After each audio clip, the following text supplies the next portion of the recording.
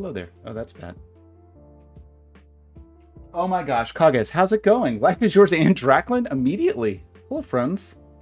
I've got bad news for you. This is not a Sudoku stream. Sorry. You're going to be shocked to hear this, but I need to work on some stuff. We're going to like be a making things stream, which we have not done some time. Am I adequately audible? I know. Sorry, Life is yours. What I need to do today is I'm working on some prototypes, and one of the prototypes I'm kind of making everything, and the other prototype I am using some off-the-shelf parts, including this thing, which is so weird, which I think I've talked about it before, which is kind of like a universal encoder. No, oh, thanks, Dracklin. Oh no, wait, aliens were renting apartments? That seems weird. What I want to do is just a pretty simple 3D setup. Sorry, 3D printing setup to just make a little crank for this. And what I'm imagining is like some press fit thing that press fits on here that has a little arm that has a hole in it, and then a little assembly to have kind of like a free floating little handle. So it should be pretty easy. Draclin, you're the best. 30 months. Unbelievable. Okay, so what do we need to do? Let's go over here. So I'm gonna, I'm not a trained CAD person, but I have been using it for a while, and I think we can do this. So there's sort of two routes to go in this. One is a press fit, which the challenge of a press fit with 3D printing is like, you can't make any assumptions, right? Like it's gonna be, I mean, you can make some assumptions, but your tolerances are going to be thrown off by the print itself. So we're going to guess on that a little bit. There's also going to be some flex in the material and so on. And there's a little bit of texture on this, a slight bit that I think will help hold it. If that doesn't work, we can make kind of a clamping setup that will clamp on the side of this. But let's just start cranking. So the general premise of what I'm thinking here is I want a... let's start with just a dimension for this object. So I'm just going to caliper this and try to get a reasonably good dimension. Seems like just a touch over 40 millimeters. I think I'm comfortable just calling it 40 again because we want some looseness. So, so we're saying this is our. I'm going to make this a construction line. This is our sort of reference for the actual dial itself. And then I want a radius that is slightly larger than this by some tolerance, whatever we determine to be a reasonable tolerance. And I don't know what that number is. I'm going to maybe start with a 1/4 millimeter, which I guess gives you a total of a 1/2 millimeter play. Is that true? Maybe that's not enough. I don't know. 1/2 mil seems like a lot. Like, these tolerances seem like not very much, and then you put something on and it's loosey-goosey. Oh no! Let me see your print. Show me your print. So I'm gonna just say this is the, for now, we can tune this. This is basically this dimension here that is so tiny we can't even click it. Hello. This dimension here is basically our tolerance around the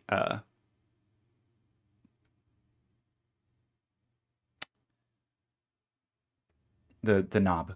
And then the thing that I'm thinking for how I want to do this is just have a secondary hole up here that we're gonna, it may be another press fit, I'm not sure. Let's call this maybe a 6 millimeter hole. We'll see if that makes sense. And then I will want some offset around this. And this is not as important. This needs to be a little bit strong, but we'll call that 4 millimeters, I think. And then we just want 2 tangent lines. That was the wrong thing. Here to here. And then we probably need to go in and like tangent these up. And tangent these up. And then if we set a distance here, I think we will be fully locked in. I think. Let's see if that seems to be true. From like a distance from center to center. Not 100% sure that's going to be true, but let's try it. So we want to go from here to here, basically. Actually, no, I think we want to go from here to here. To here? Keep clicking the wrong thing. I mean, I guess it'd be slightly more appropriate to go from here to here, because everything else is subject to change. I thought that was going to lock things up. Why did it not lock things up? I guess because we need to be...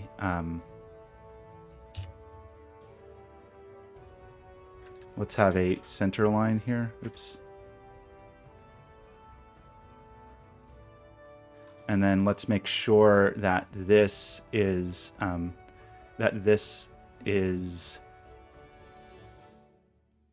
well, I thought I was going to say that it was coincident with this. Is that not right? I guess that would need point to point.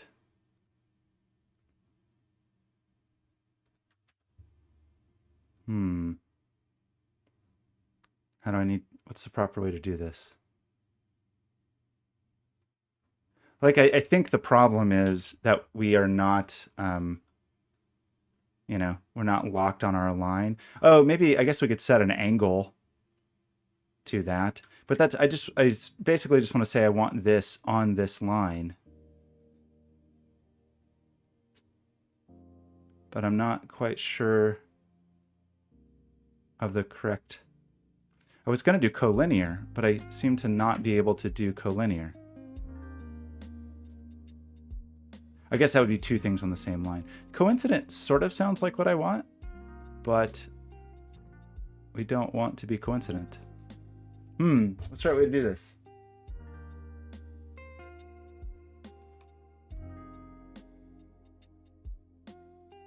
Sorry, what do you mean? The radius dimension in a certain direction? Oh, you mean like where I drag it out? It's just so I can see it. Is that what you mean? Like just putting these dimensions? And these are diameter, not radius.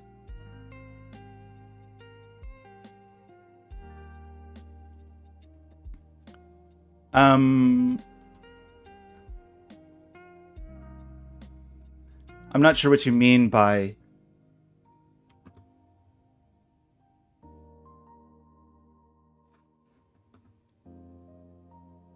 I'm sorry, I'm confused at what you mean. Like where I put this is just putting a label somewhere. This isn't actually doing anything. Is the problem... Okay, sorry about this. I don't quite understand why I just want to be sure this is on a certain axis. Can I just do this perpendicular? Why can't I do this? Yeah, I think this is just the visualization of a dimension. There may be some way to snap to that or use it to make construction. Why? So I feel like this shouldn't be this hard. I don't know why I can't snap this line to something meaningful. Like I just want to constrain this. I would have thought that I could have a center line. Is there some reason that center line was screwing it up?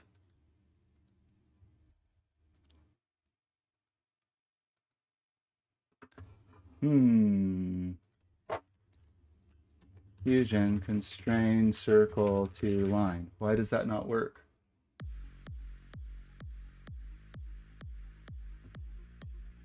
Coincident between the center point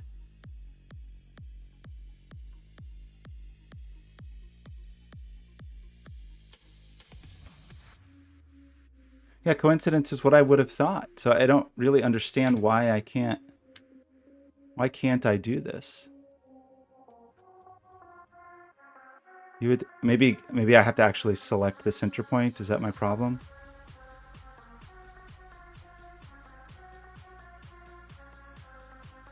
It's very frustrating. I don't really understand why I can't do this.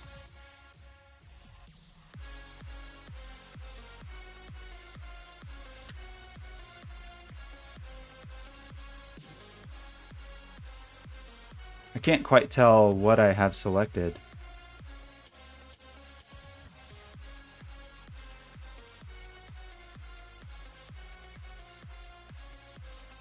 You know? This is very annoying. Okay, well, I will do it a different way. Fusion, why are you treating me like this? So we'll make this a construction line again, and then let's just put a point. I feel like I shouldn't have to do this, but whatever. So we'll put just a point in space, and then set point to point what we want it to be, which for now let's do 100, but we can shrink that later. And then let's try to make this circle concentric to that point. Why can't I do this? What is going on? Why can't you be concentric? This is so frustrating.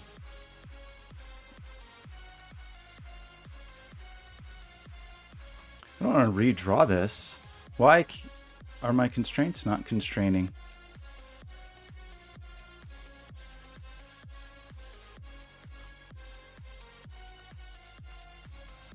Lame.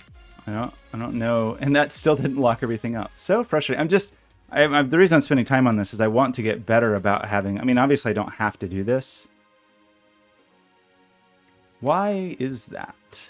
That makes it seem like that point is not. Oh, is this? It's because this isn't constrained.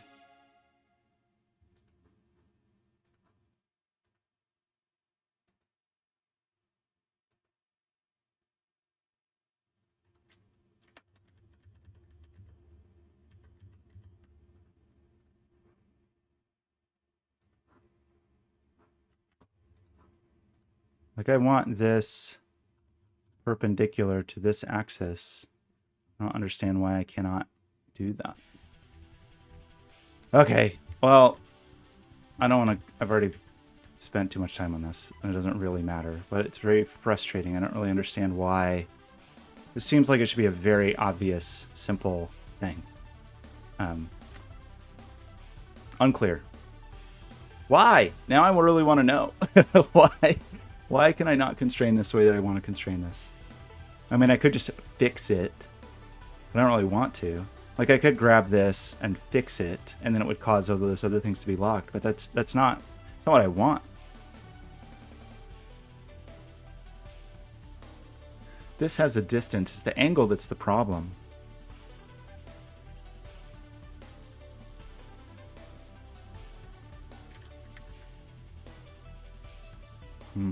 Okay.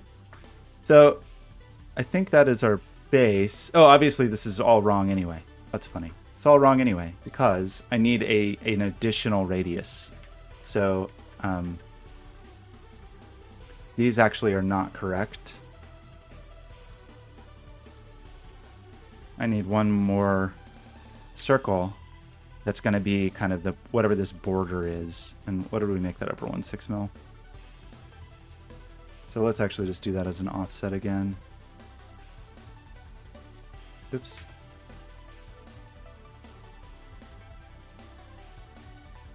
Oh, offset the original? That seems kind of weird. I don't really want to do that. 6.5. These need to be tangent to this.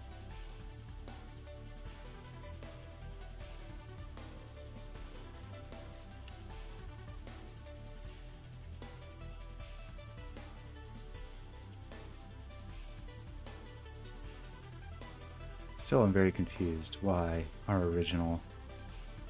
What? Or did I already do that?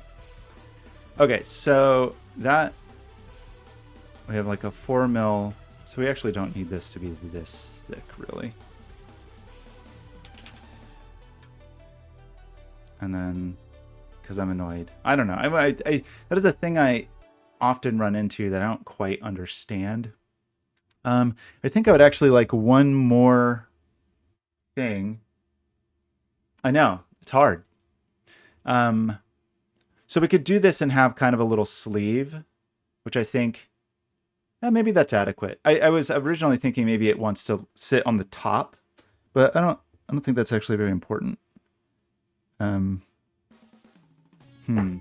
What I mean by that is to have an additional interior radius that just is kind of a lip that sits on the top. I think I do kind of want that. It's not very important, but it will just sort of let it... I probably shouldn't really be doing this all in one sketch, but oh well.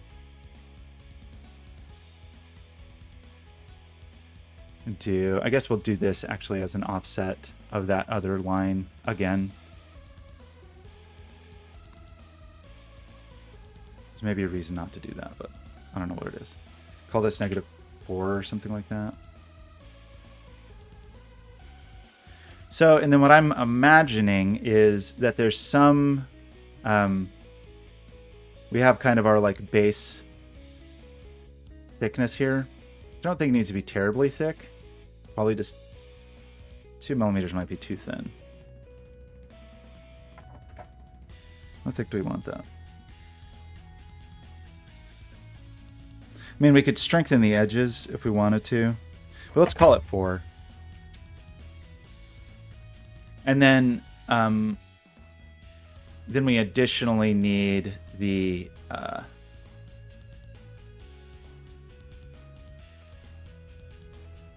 we could even have that recess sit a little lower. I'm gonna actually extrude this down, I think, and then it will make it pretty easy to... So this was our interior lip. This is the actual border that we care about. And it's going to be some distance that seems reasonable.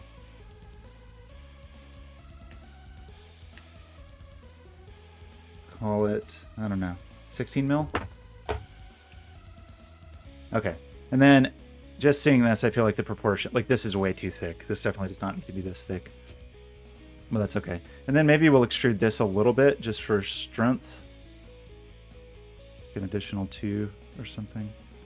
Okay, so I think we can slim a lot of things down, actually. Like maybe this is 2, and maybe this is 2.5 or something like that.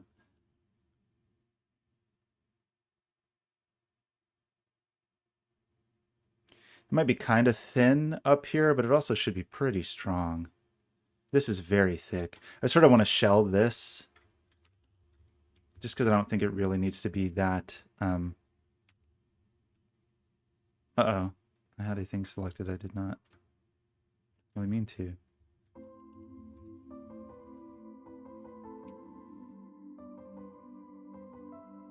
It's weird because it sort of shelled something I was not expecting it to shell.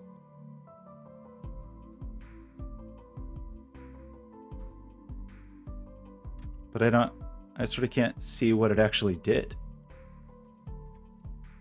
Did it do something weird? Doesn't seem like it. I don't know why it's highlighting the interior like that. It's sort of weird. This seems so thick still.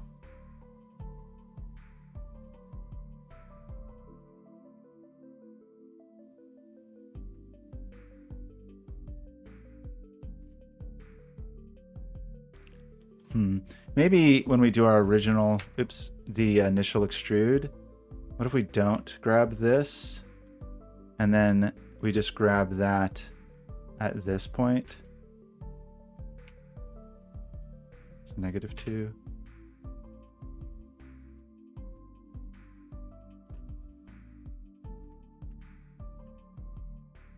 Is that actually right? Nope.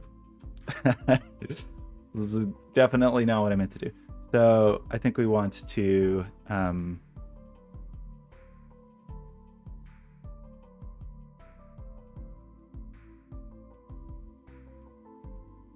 offset -2. There we go. How about that?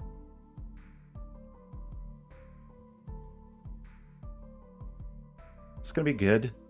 Hard to say.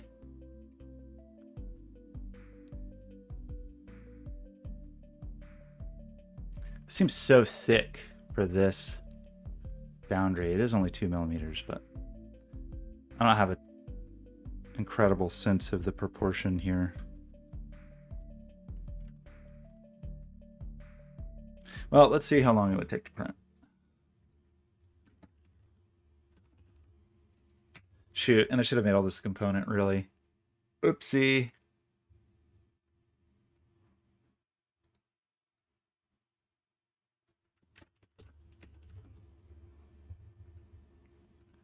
How can I move all of that into the component?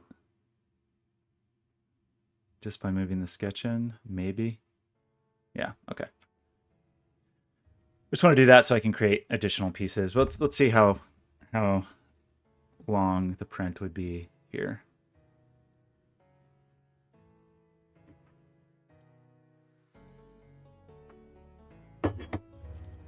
I don't know why that locking thing was not letting me lock. I feel like a circle should be able to be coincident with the line. Maybe if I had drawn it on the line originally, it would have been better. Okay, so how bad is this? 22 minutes.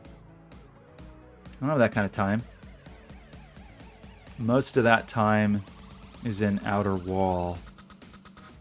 This is the strength profile.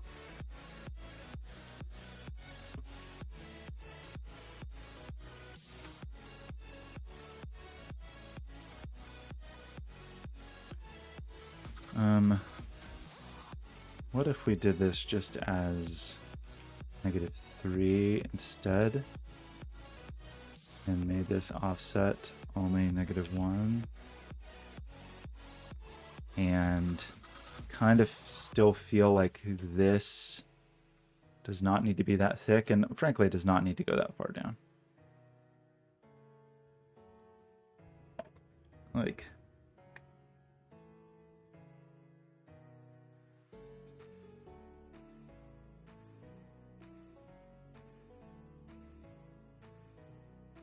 let's call it 12.5. That's not what I meant to do. Yes, it is.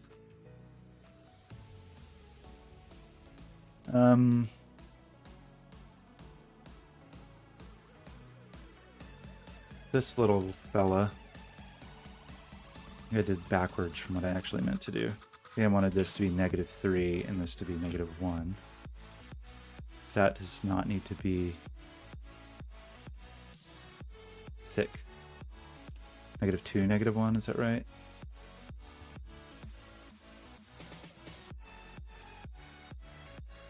And then this fella, we'll just call 2.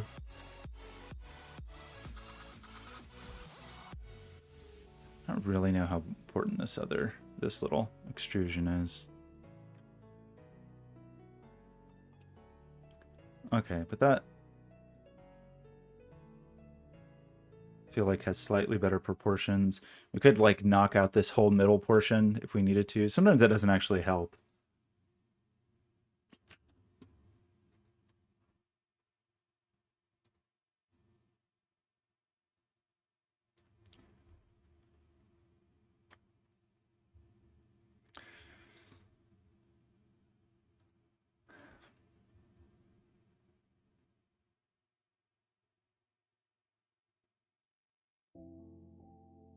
Okay, let's try this. 17 minutes is a bit better. Look at all that prepare time. It's because it has the bed leveling in it. I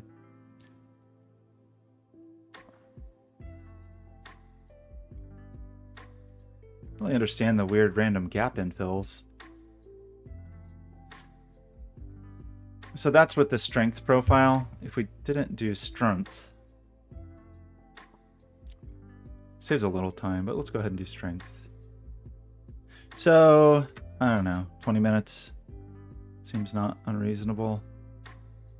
Especially since I feel like we're probably gonna have to reprint this. In fact, if I was a wise person, I would just only print like some little fit test. But I'm gonna be optimistic and just assume that everything works. Let's make this 2.5. Oops. Make it -2.5.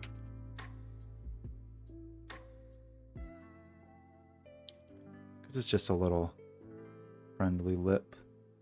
That's only 1 millimeter. we actually drop deep inside. So it's actually deeper. We do get an additional, what, 2 mil on the height here because we're seated inside of it. So really, this extrusion we can just call 10.5 because I think we should be able to fully seat up inside the body, but we'll see. Okay, this is what I'm printing. I'm doing it.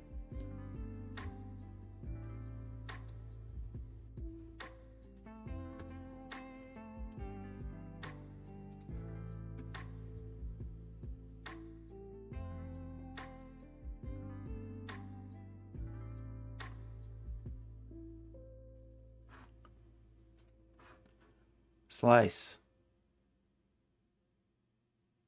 Print. I didn't really save us very much time, but oh well. Okay, I'm doing it.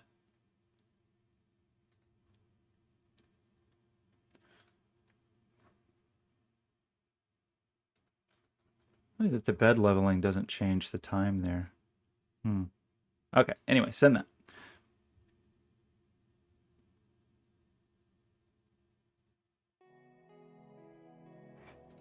So now we want 2 new components, and I don't know really what to call them. I guess I would call one a bearing and one a bushing. I don't really know. I don't really know the right. Maybe one is a shaft.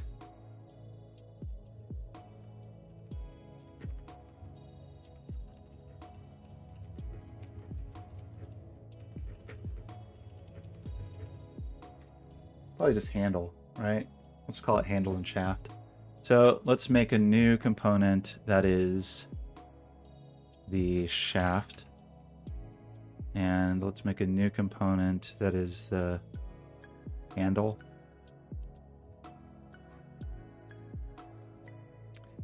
So for the shaft, my idea is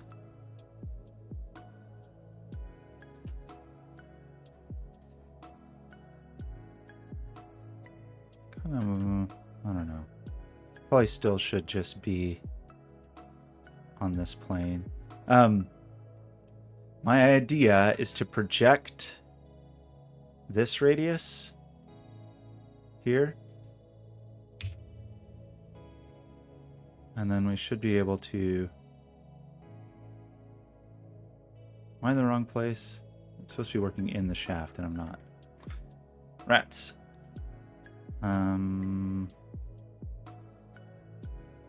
Oh, okay. So it's to do that, and then now this is that bottom shaft piece. And so we need this radius with a little bit of tolerance, but like a very small amount, I think. Like we need something that's just... We basically want this to be a press fit. So I'm going to say 0.15 millimeters. I don't know if that's reasonable. That might be too much. We'd also super glue it if we want to. Let's start there. We need that. And then let's we could just do that. Meaning we could just start with this for whatever the height of the shaft we want.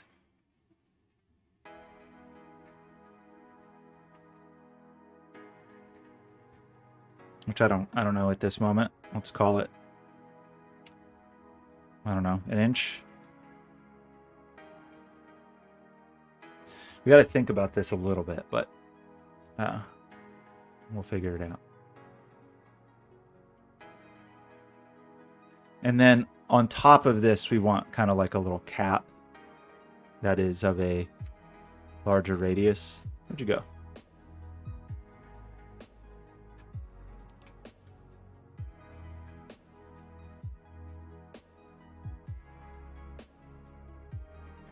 I don't have a good sense of this, so I'm just sort of...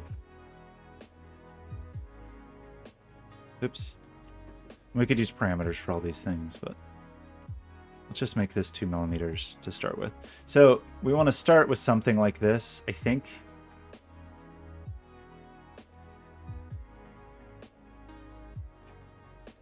which seems like it lines up reasonably well. The idea is that that just slides in. Now the issue being, I think we actually want to extrude it from this extrusion. We want to start from there, so it goes through. And then we need then the handle will just sit in there. And the idea is that this just press fits in. And then the handle will just be a thing that sits inside here. That is basically this same...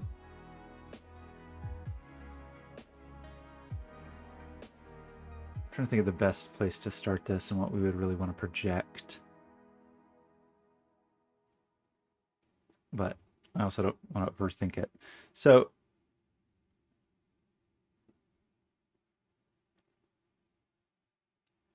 we could really start the handle. We could just create an offset there for the handle. I mean, I've never actually done this. This would be sort of interesting. This might be a terrible idea, but I'm just curious about it. Is if we made an offset plane here, wherever this is, just give us a millimeter. And then if we created an offset plane, a millimeter's too much, a half millimeter. And then if we created another, I guess we don't really need the other offset plane. This should always be off the top of that surface. Yeah, okay, alternate plan. Let's just create this sketch on this surface and just start there. And then we will basically want to project this and this. And we will want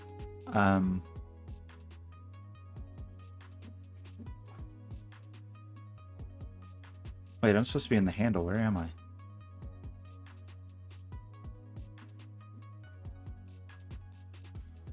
Oops, wrong place. Did I screw all these up? How do I... You, buddy. Okay, I screwed up a bunch of stuff. That's funny though, because these bodies look like they should be where they go. I don't know why this is visible here. No bodies there. Get a new component to get the shaft. We create a new sketch. That sketch is in the shaft. And then this body. How do we end up with two bodies in there?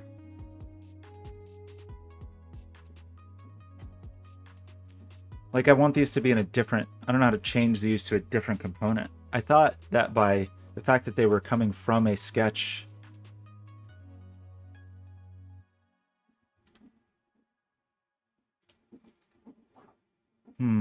That's annoying. How can I...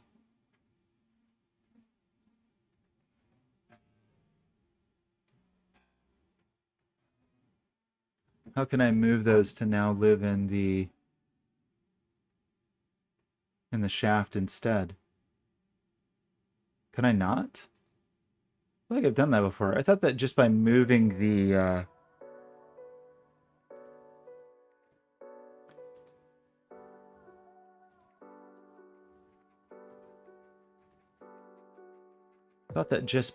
sketch that these were based on somewhere else, we would be happy.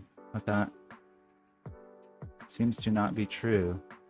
So what did we actually want? We wanted this. Yeah, bummer. Okay, sorry, I was going to redo this.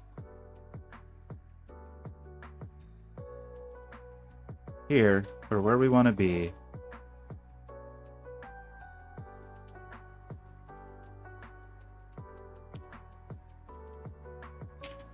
I've got about an inch.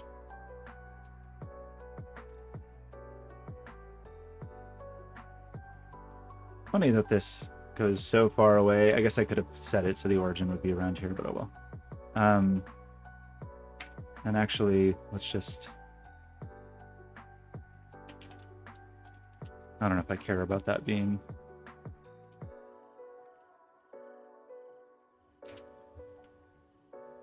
Oops. Okay.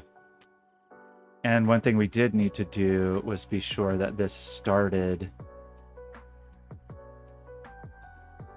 I don't know what this other body is.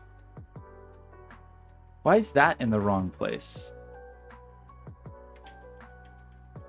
How did I get out of where I wanted to be? Was it because of the projection?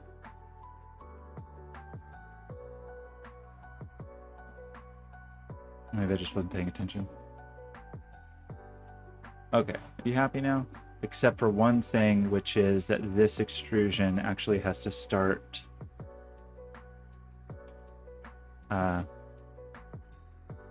here. Okay.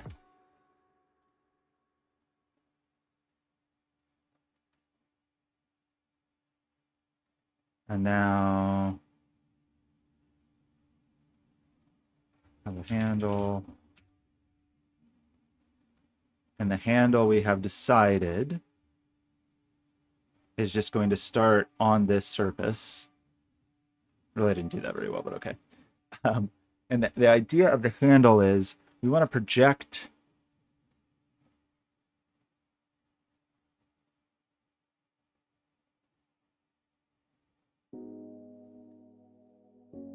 so that was exactly that radius. I'm a little confused what that second radius is. That was supposed to be our clearance. Did I actually do that correctly? I'll go back and double check. Because back here, we did not want that outer portion, actually. So when we did this, we actually do not want this outer piece.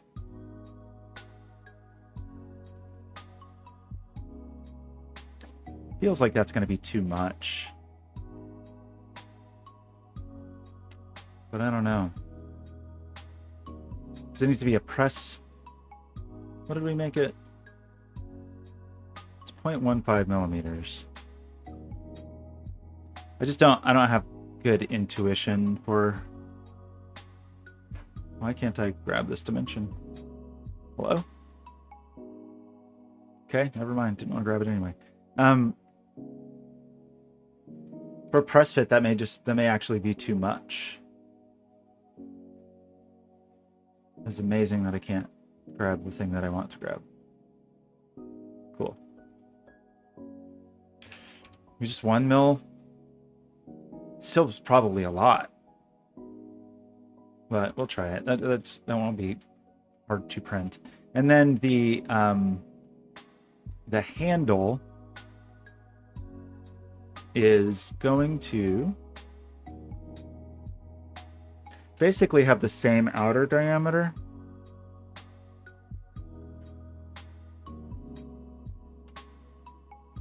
Maybe we project both of these.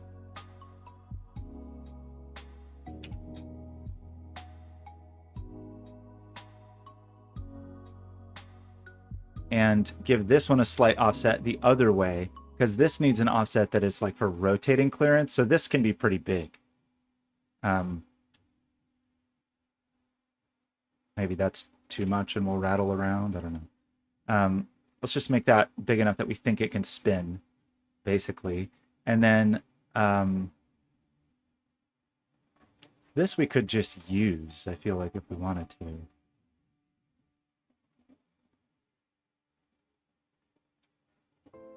This piece.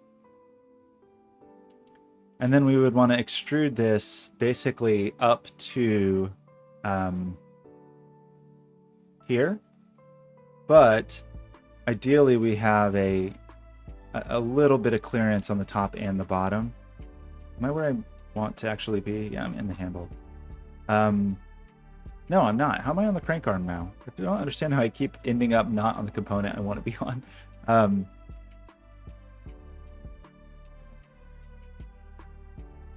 to object, view, and we want to have an offset of a millimeter, less than a millimeter. It's funny because you could actually probably just call that a millimeter.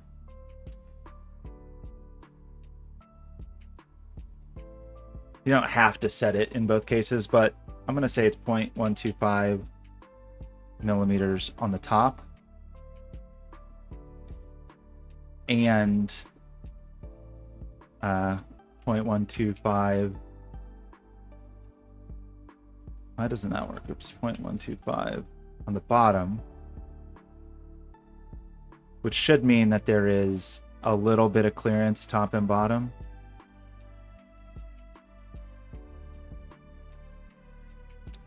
Which it looks like there is. So just so you can grab this part and that part will spin. I don't know if that's going to work well. I also don't know, like the one problem with this press fit is the there's nothing kind of retaining that. I'm not super worried about it because again, we just put a drop of super glue. Now, you may be wondering why I did it the entire wrong direction. Because I definitely did. Because this whole assembly is supposed to go on the top, not the bottom, which is funny. But I don't know that it actually matters. Maybe I can go back and fix that without too much grief. Because we actually want this to extrude. This extrusion should... We actually want to start it here. And we actually want it to go up instead of down. But is that gonna... This extrusion may be backwards now.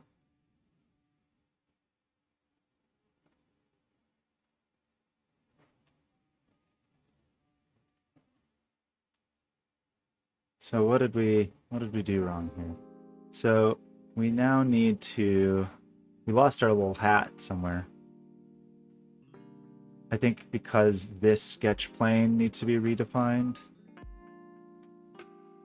to here. So when we do this,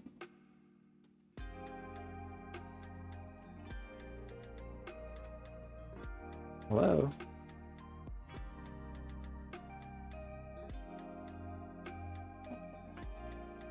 Did we lose something here? I don't really understand.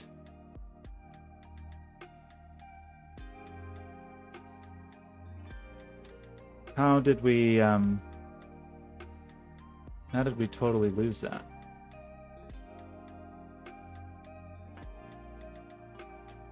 This is just floating off in space in the complete wrong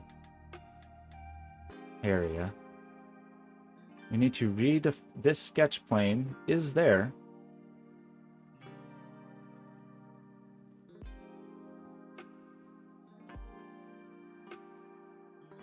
So how did I end up with... You do not belong here.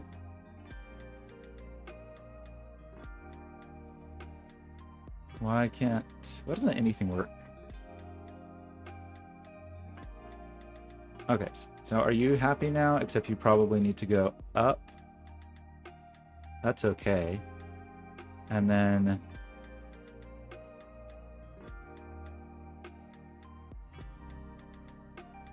Where did we actually start? We started here. Which is, I think, still okay. It's just when we do this extrusion, we need to start here with our little offset. And then end here with our little offset. Or either those offsets are not enough. They're very slight. I don't know. We'll see. How's our print going?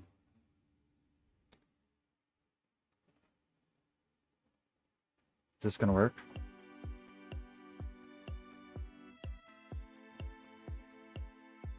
Why isn't the camera working?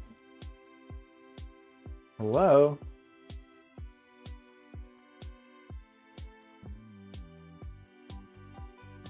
These cool time lapses. Why aren't you working, little friend? Oh, did it just hit play here?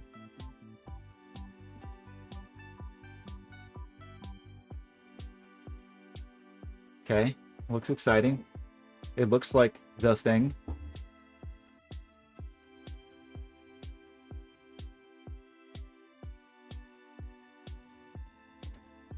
Somehow that radius looks too small on the center, but I guess we'll see.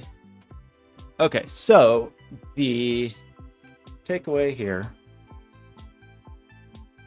everybody,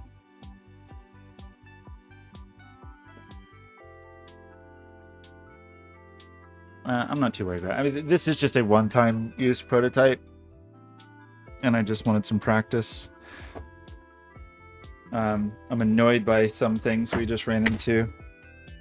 Probably made some poor choices on some things we just ran into, but well.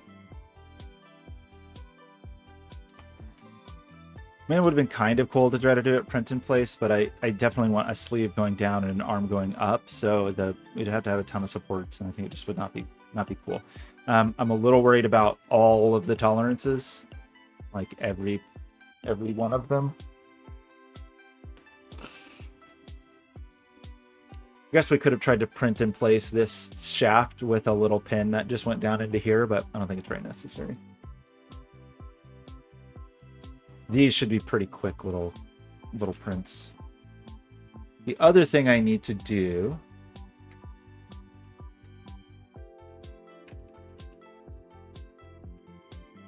is I would like to print kind of a little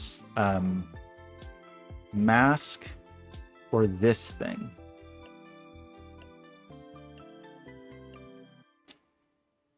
So we have this drawing of it. That we could start doing start roughing things out. I don't know that we'll find like a more it's not a very legitimate device, I think. So I don't know that we'll find a better drawing.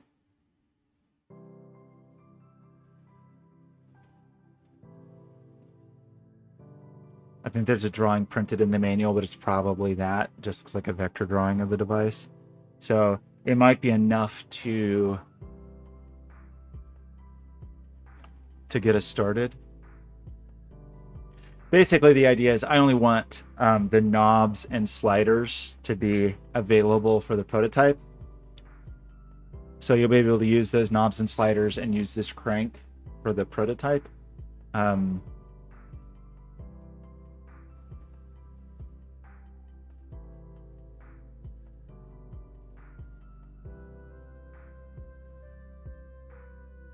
Okay, I didn't show any invoices. That would be funny. Be real funny.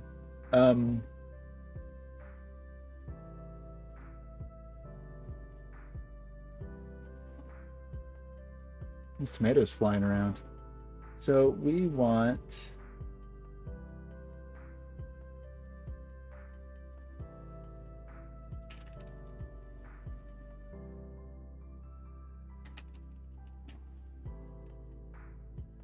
I just named that file completely wrong. Pretty impressive how completely wrong it was, actually. And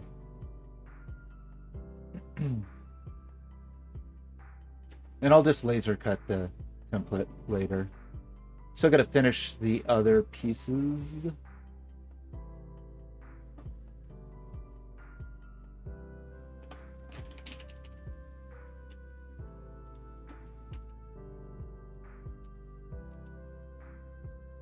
Okay, so while we wait for that, which is probably pretty close, right?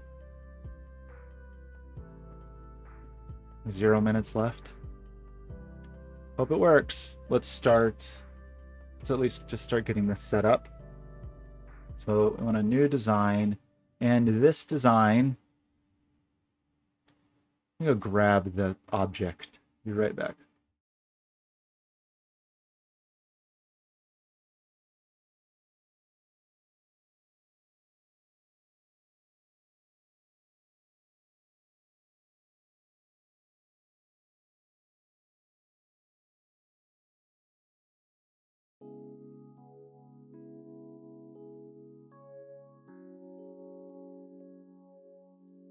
Okay, that print is finished.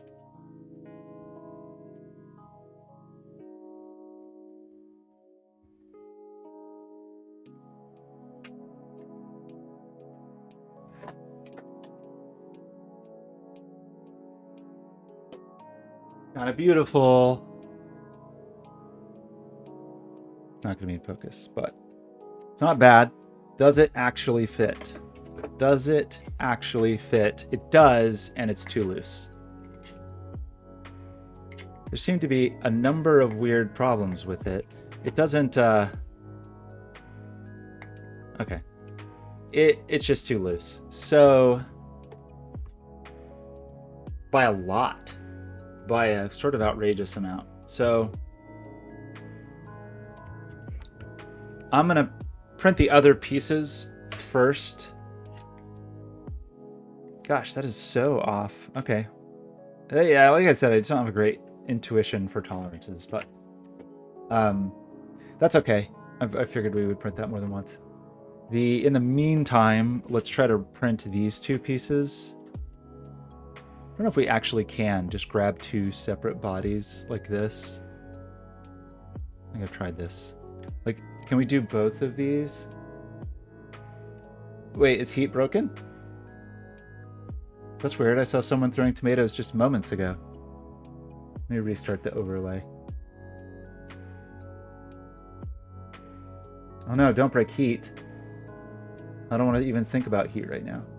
I made the decision to ignore heat until... There we go. Just needed to refresh. Until the cues feature came out of beta on Cloudflare, because I thought that was not going to be an entire year, but here we are. Can I think unfortunately I can't do the thing that I want to do.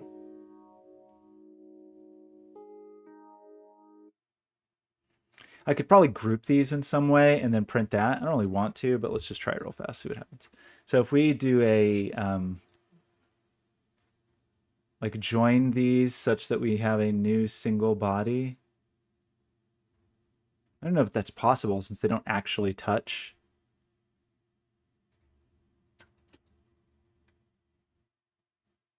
Yeah, I don't think so. Oh well. Let's do this one first.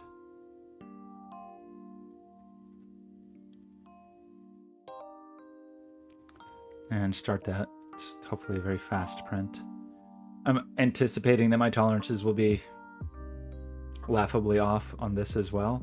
It's going to be a funny little tower to print, but I think it will be okay. 5 minutes of print, 5 minutes of prep. I think we don't need to level this because we just did a print. So let's turn off bed leveling and let's send that little friend. Meanwhile, let's think about how we can do this.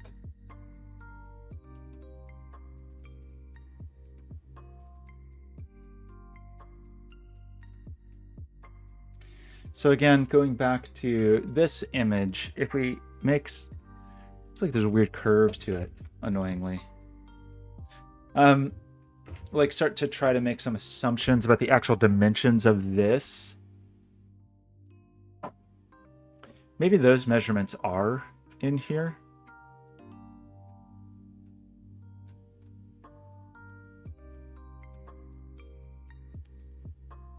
Like, do you think these are the actual product dimensions? If it's 10 inches by 4.8 inches, do we think that's actually true? I don't actually think that's true, but that would mean this was 10 inches and this was 4.8 inches. One, I really doubt this was designed in inches.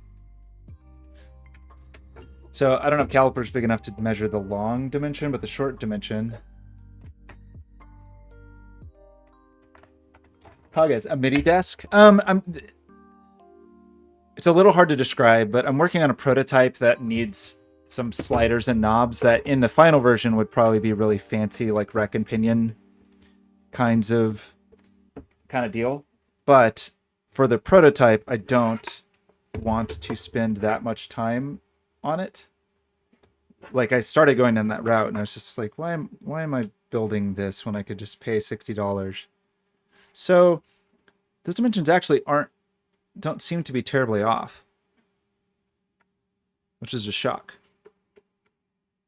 I'm getting, it's hard to know exactly where to measure. So anyway, for one prototype, I'm building a lot of stuff kind of from scratch, and then for this prototype, I'm doing everything pretty off the shelf. So I'm reading 120, 0.05-ish. So to me, that means this is probably really supposed to be about 120 millimeters.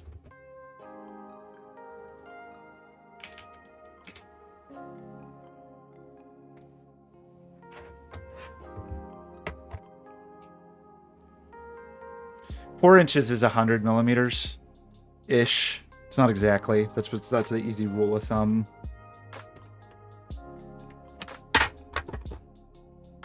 Okay, I'm not picking up calipers, but somewhere I have a metric tape. And I'm getting basically 260, which is surprising because that seems to be much wider. They called it 10 inches. Yeah, I think it's 120 by 260. So then the thing we want to do, I think, is try to do an insert a canvas and insert from computer.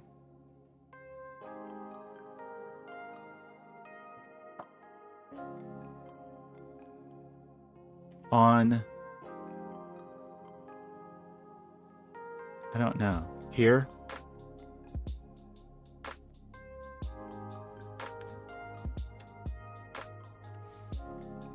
So it's a little worrisome how wrong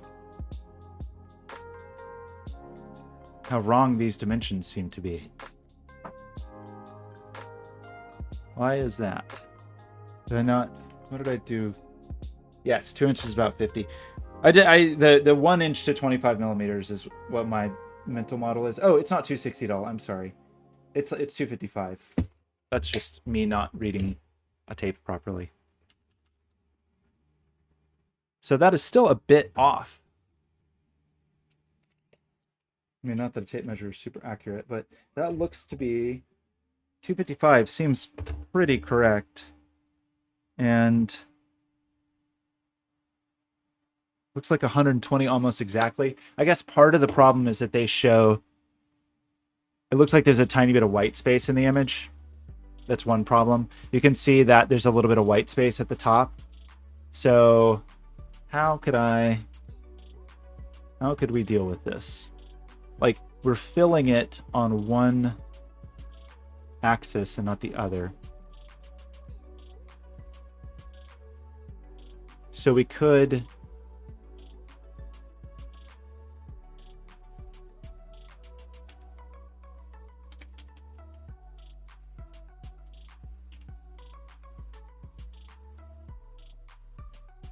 basically want to get it so the width actually appears to be the width.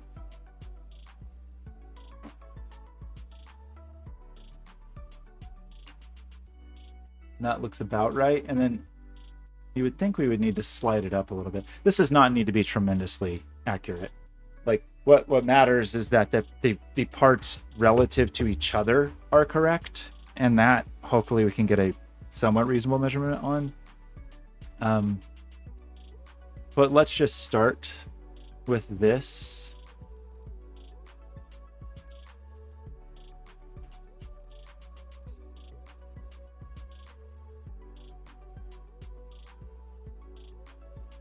This is going to be some thin piece of material.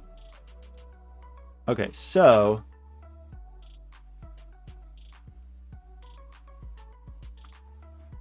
we probably want to like dimension a lot of these relative to a center point. Maybe, I don't know. We'll try. Again, it doesn't need to be super accurate. It just needs to be modestly accurate. And I think we can try to get there. If we dimension one of these, then we can repeat it. Maybe that's the way to go. So in other words,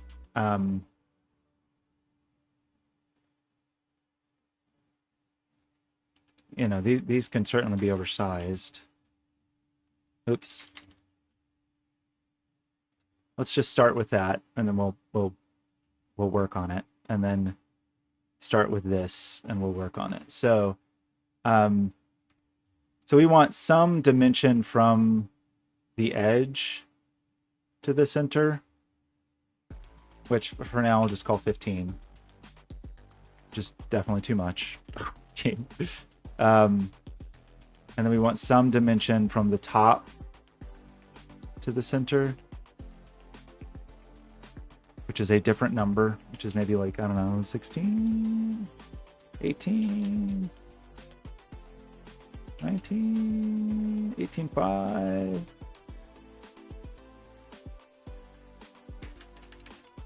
Call that 18.25 for now. So that's reasonably centered over this image. And then this, we will need a width that seems reasonable, which probably 15 is fine. We will need a height that is reasonable, and probably maybe 60 is okay. And then let's also dimension these from left and top. That width is too wide, by the way. I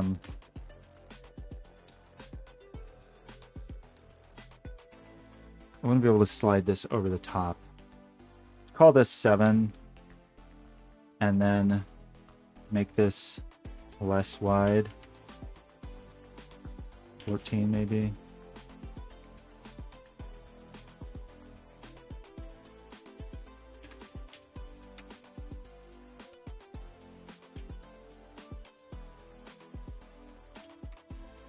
That looks not too bad. And then this from the top, 34, 35.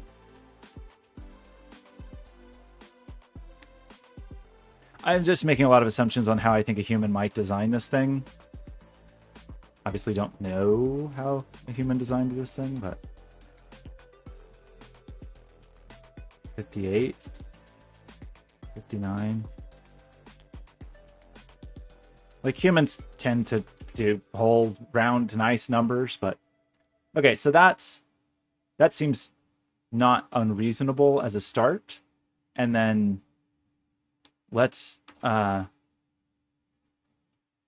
take both of these now and do a pattern.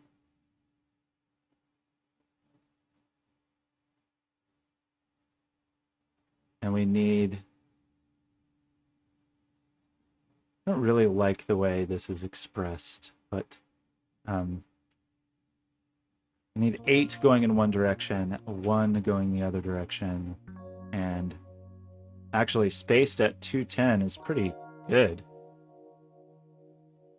Like, surprisingly not too bad. Assuming this is all correct, which, saying that, I should probably add even more tolerance everywhere. Like, just make these too big.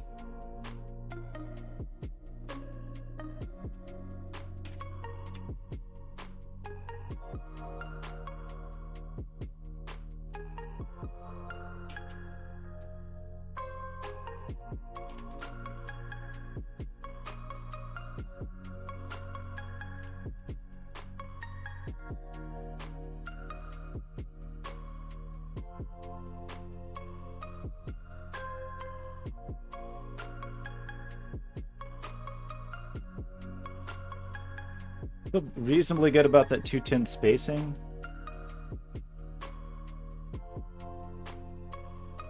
I could try to just sanity check that.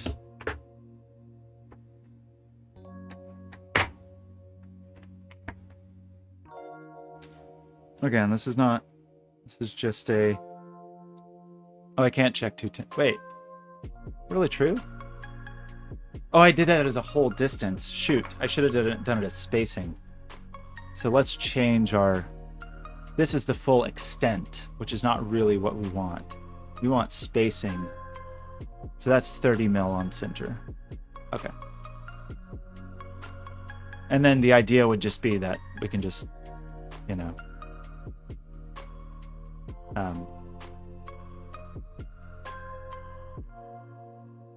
Oops.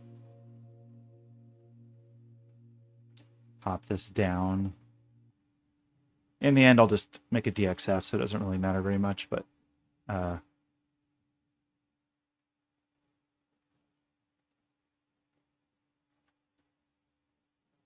be kind of like this would be the general idea. We can be cool people and chamfer the edges if we want, or fillet. Fillet? I don't really understand why you lose lock when you do that. In fact, I don't think we want to do this here. Change my mind. What we want to do instead is in here, let's just create an offset based on this. Whatever we decided we liked here, and make it 5 mil or something. And then round this instead.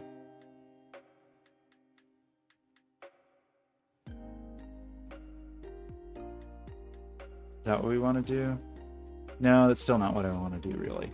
What I want to do, really, is do that in this one.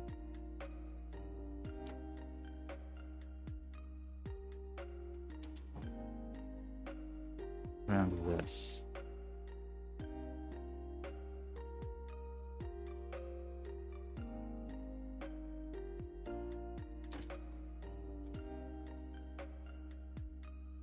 And then when I do my extrusion, let's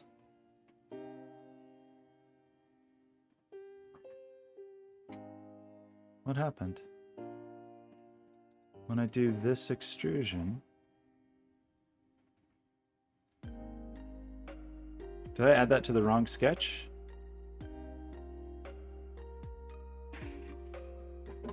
What in the world did I do? I did add it to the wrong sketch. I thought I went back and added it to the right sketch. Apparently not. Okay, we printed our little thing. I'll check that in just a moment. I don't want that in here. I want that in here. Right?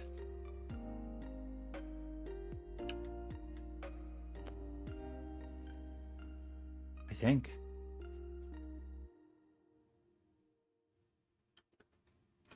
I'll also do this, right? Okay. And then let's go back and do our business.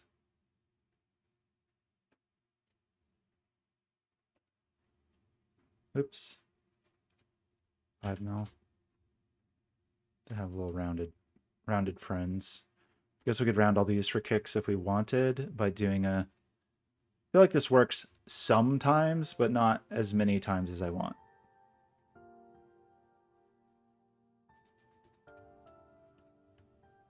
Sometimes it just doesn't work.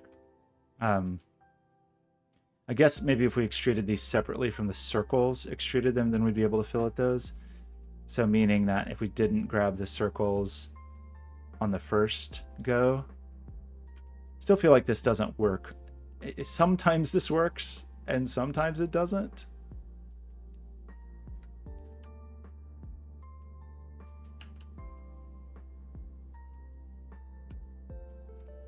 Maybe it's something about how I can go in and manually select them, but I don't want to. Yeah, it's like it's doing the rounding not really on the axis I want.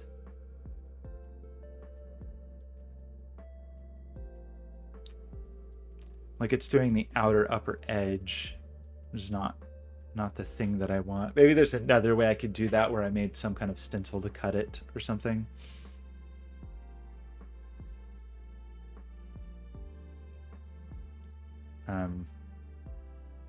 Anyway. Doesn't really matter. So, I mean, also it would be easy enough to just go in and round this, but because we're cloning this anyway. How did I lose all my dimensions in here? Wait, what happened? What? How did I lose all my dimensions?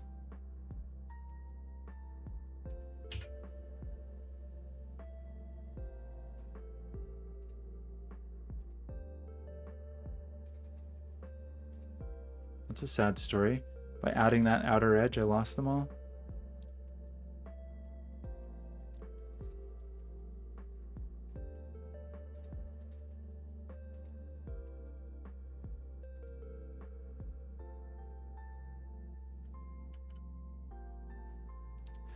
Let me try to recover them. I don't remember what anything was.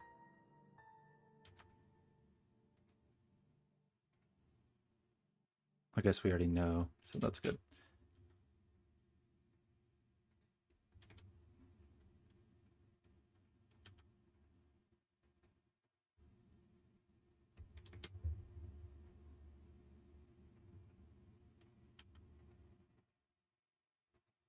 Okay. And then, let's see. Why? Something seems off.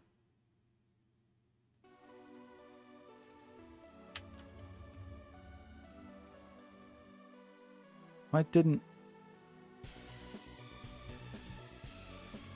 Did I lose my rectangular pattern? Pretty weird.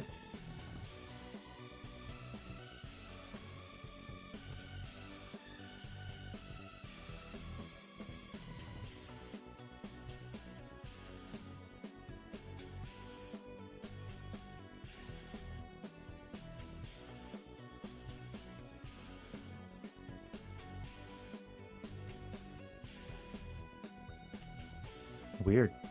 No, I don't really understand what happened there. Right? Did the rectangular pattern just vanish?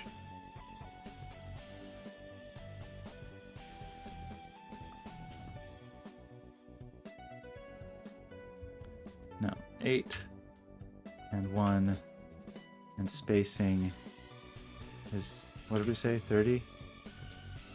0.3, 30?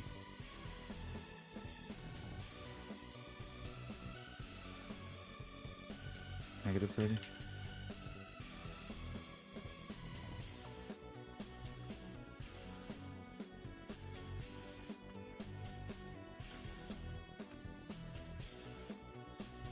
Oopsie. Now we lost all of our... I mean, we could also do... repeat the...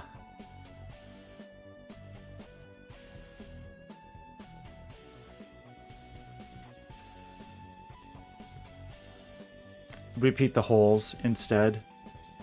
Like, in other words, do the pattern here. But I'll just do this.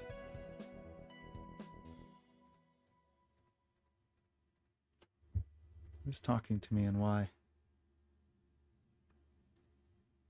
So, okay. So that seems not unreasonable. The, probably fine. Let's get this little friend. Very cute. So my suspicion is that this will be all wrong. Will be too loose.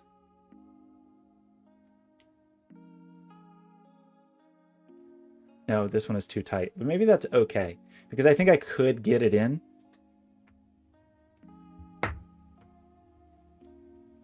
And that's maybe better. It is very, very, very tight.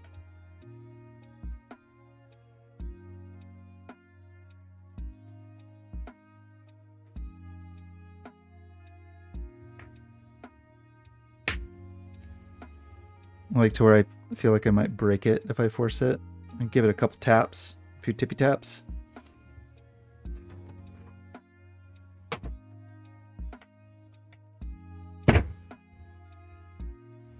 Just a single tap. Okay. Now I'm not going to be able to get that off and I have to print it again. It's a sad, sad story. But...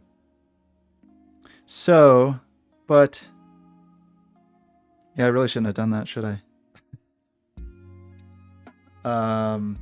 I tapped it too hard, frankly. It's been over-tapped. Also, the other funny thing is I tapped it the wrong way. I tapped it on the wrong side, which is very good. Okay, I'm never getting this out in a billion years, but I guess that means the tolerances are good for that one. Does mean I have to reprint it now, and it means I won't be able to test the handle fit. Okay, but the biggest problem was actually on... The biggest problem was with our tolerance here is just way too big. And maybe I need to reconsider my rounding and like measure this more accurately.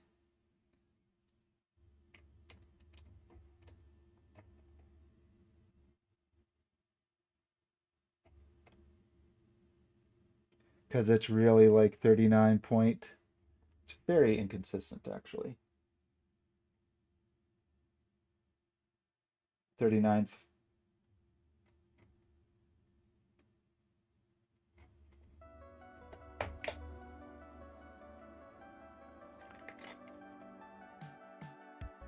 $39.95 is a bit more accurate for this.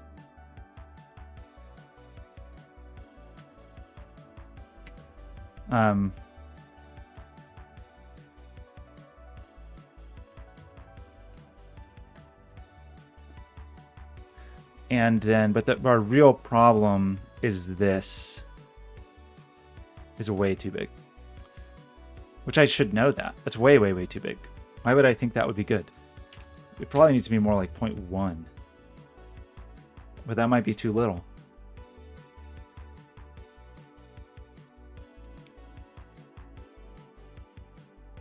Oops.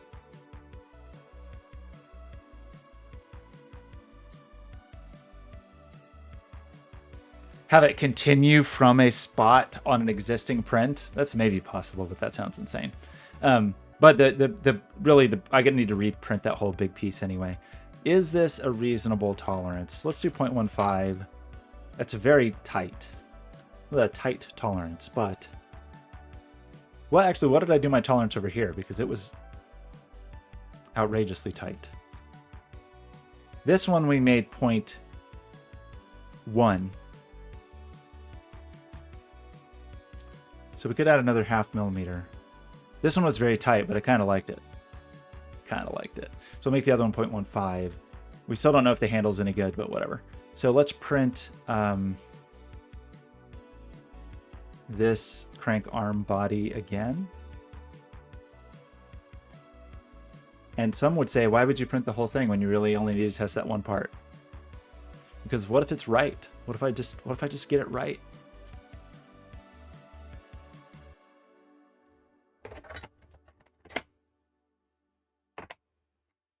But I'm pretty pleased with this. If this is just tighter, then we reprint this little baby. It's never coming out. It's never coming out. It's never going to come out.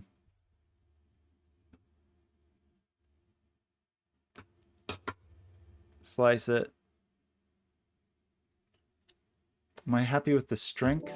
I think I am. It's got a little bit of floppiness to it, but I don't think it really matters. Like, it's got a little wiggle, which we could put some ribs in or something to minimize that, but I don't think it matters. Okay, let's print this. Print this. Oh no, I left bed leveling on. Oh well. Didn't really mean to do that. So, back over here. Am I happy with this? I think I am.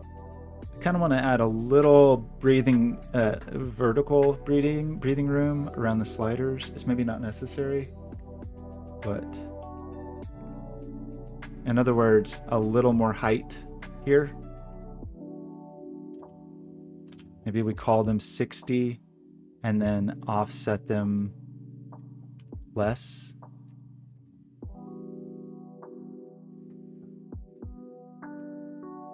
Call them 59. Oops.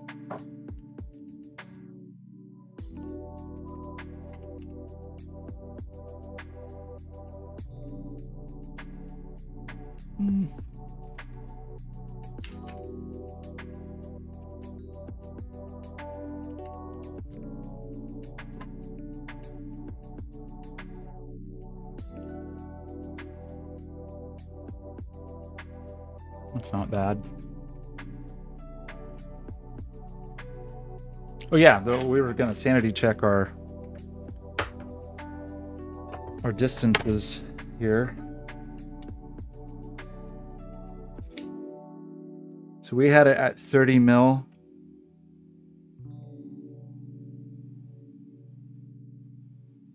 Exactly.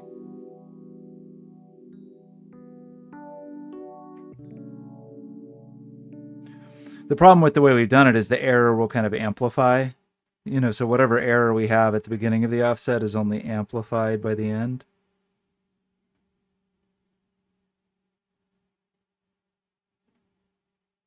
Cannot get these calipers to read 30. Oh no. Okay. 30 millimeters. It's very, very close.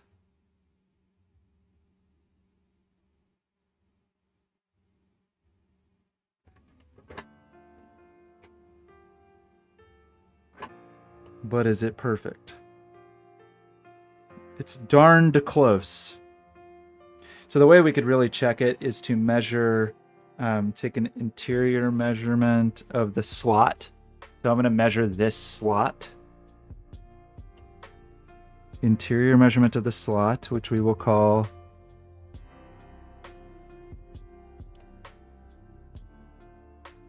3.07, 3.01, 3.07, 3.04.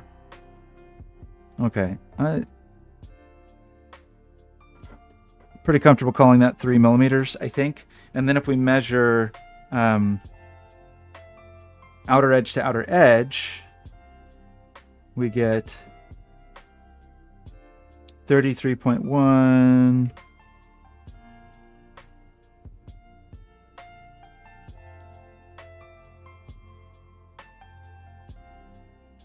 33.13, 33.11. So if we subtract the width of 1 millimeter, basically the idea is I measured this interior, and now I'm measuring from the outside of here to the outside of here. And if I subtract that known measurement, I end up with very close to 30. I'm off by like 0.1 millimeter, maybe. Let me try it with the outside measurement, or sorry, the inside measurement should give me about 27, 26.8, 26.8, 26.8. So the fact that I get a little under 27, but I tend to get a little over 3 when measuring the slot, I think means that 30 millimeters is going to be pretty close. And the nice thing about this is, since this is just laser cut, I'll just laser cut a piece of paper first and just make sure that the piece of paper fits. And then I will need to make some kind of little standoffs so that the buttons aren't pressed by the thing, but those can be anything. I just need some slight little standoff. So while we're waiting for that print, let's experiment with this insane thing, because the way this works is truly bonkers. It emulates a keyboard. And so if I open, and the way you program it is by, this is the weirdest thing. I think I've shown this before, but it blows my mind. So hopefully that's not private. What? Why is all this garbage open? Cool. So what? Great. Anyway, so you go into a text editor, you have it, you hold the button down with it unplugged, and then you plug it in, and it's going to go into like insane programming mode. I don't remember how long I have to hold it. Yeah, so it's typing this. So I can do 1 second to enter Windows mode, 1 second to enter Mac mode. So I'll just do a quick press to be in Windows mode.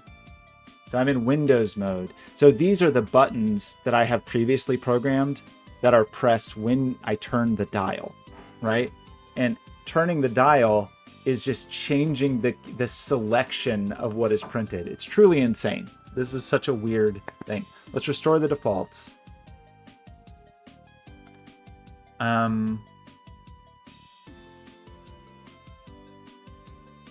Volume control next track. Volume control only. I don't really want to do volume. What I would actually kind of like is mouse wheel. So let's just do it as the mouse wheel default. So we get space, volume up, volume down for press and clockwise. I actually don't want that. I don't want it to do any of those things. So let's do long press.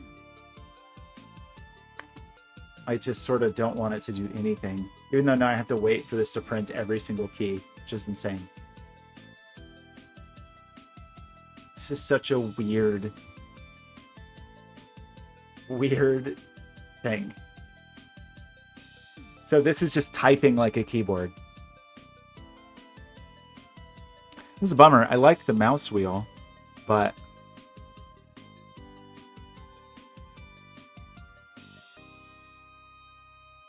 I really don't want this to do anything, ideally. So probably I should have done this a different way. It's insane I have to wait for this every time.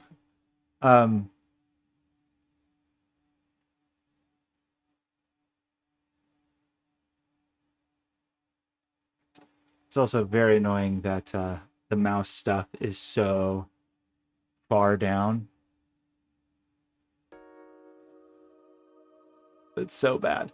Let's say it's none. No, I didn't say key A, I said none. Let's try.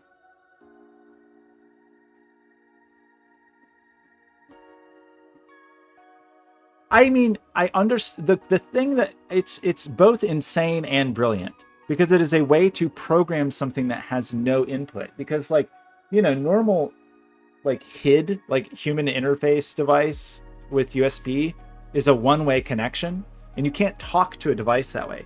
So either they would have had to set up some kind of programming software, some protocol, web serial, who knows, whatever. You can imagine that they could do that, have it show up as a serial device, whatever, and have extra steps and custom software to need to program it. I feel like the person who met this challenge is a genius. It's just an insane thing where it's just like, okay, how can you program something that doesn't have input? So you're able to program this device that is output only, which is crazy, with the physical input of the device, of course, but no input from the computer. I think it's brilliant. It's just brilliant in a nightmare way. So maybe what I will do is just keep this to insane F keys so I don't have to program this. But I like the idea of two of them just being the mouse wheel.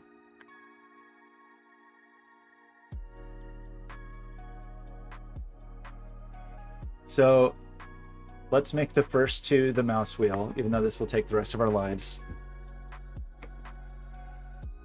to print all of this. Oh, and there's no like shortcutting. You just have to wait for it to print the thing you want. So we want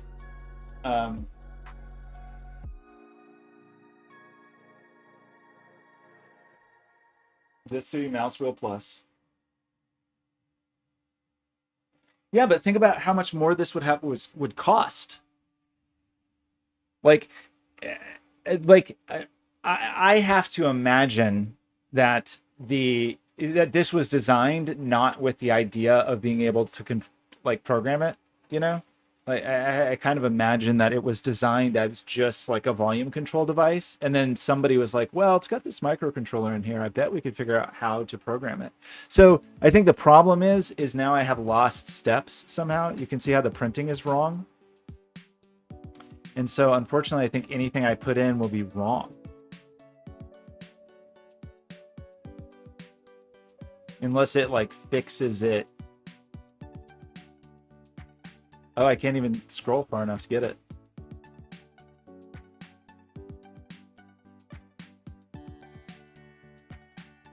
We'll try to get there. We'll see. See, the fact that these are all screwed up, I think, probably means that like the indexing is off. Yeah, the indexing is off. Okay, whatever. We'll keep it with function keys. I think I'm okay with that.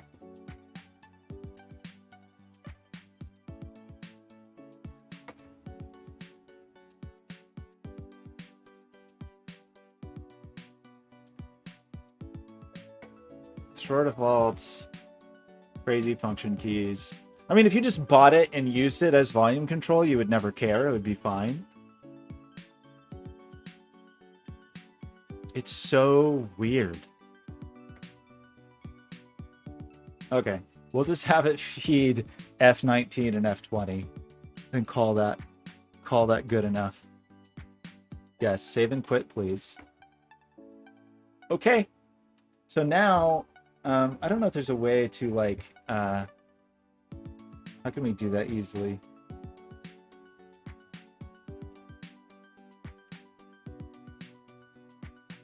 Keyboard event viewer, is this gonna work?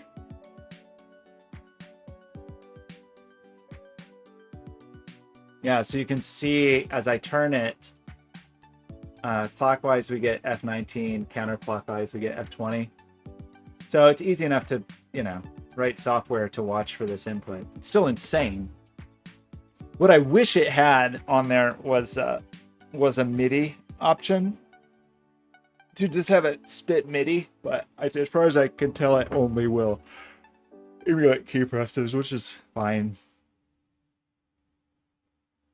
It's freaking weird.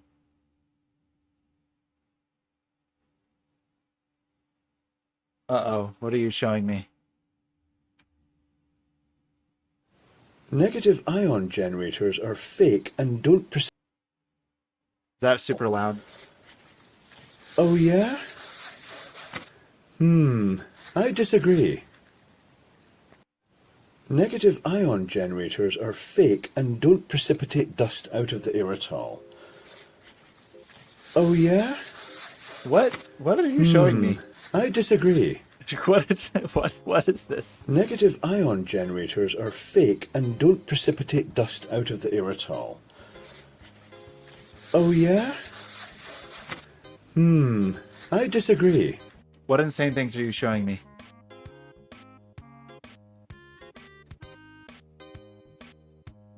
That was the least weird thing you've ever shared on the channel, I will say. I was expecting something insane. Speaking of something insane, I've been listening to a Behind the Bastards episode about a guy who brought... I don't know. I really like Behind the Bastards. Every time I listen to it, I'm like, I cannot believe what I'm hearing. Usually because they're talking about some horrible dictator who turns out to be actually worse than you already thought, which that's, even if it doesn't seem possible, it's like, oh wow, this is like actually someone worse. Like, I thought this was the worst person in history, and somehow they're worse. The one I'm listening to now is about this quack doctor who convinced, I don't know, thousands of people that he could transplant goat testicles into them and that it would help with their vitality. The crazy thing is, it's not like he like put them in and then like hooked them up to anything. He just was cramming goat testicles into the scrotums of his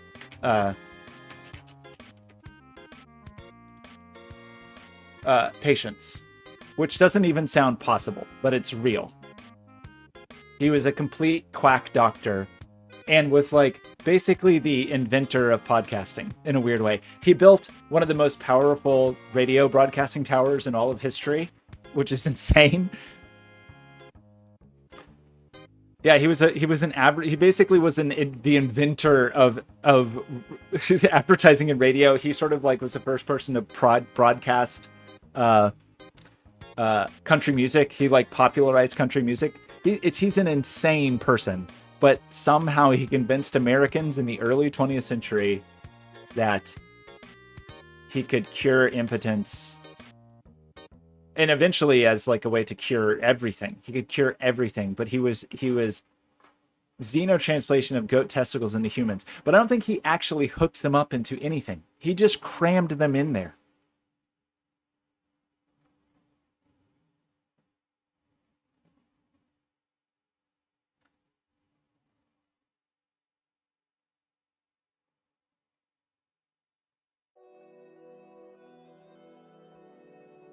I don't even know what to say. It's insane. It's truly, truly bonkers.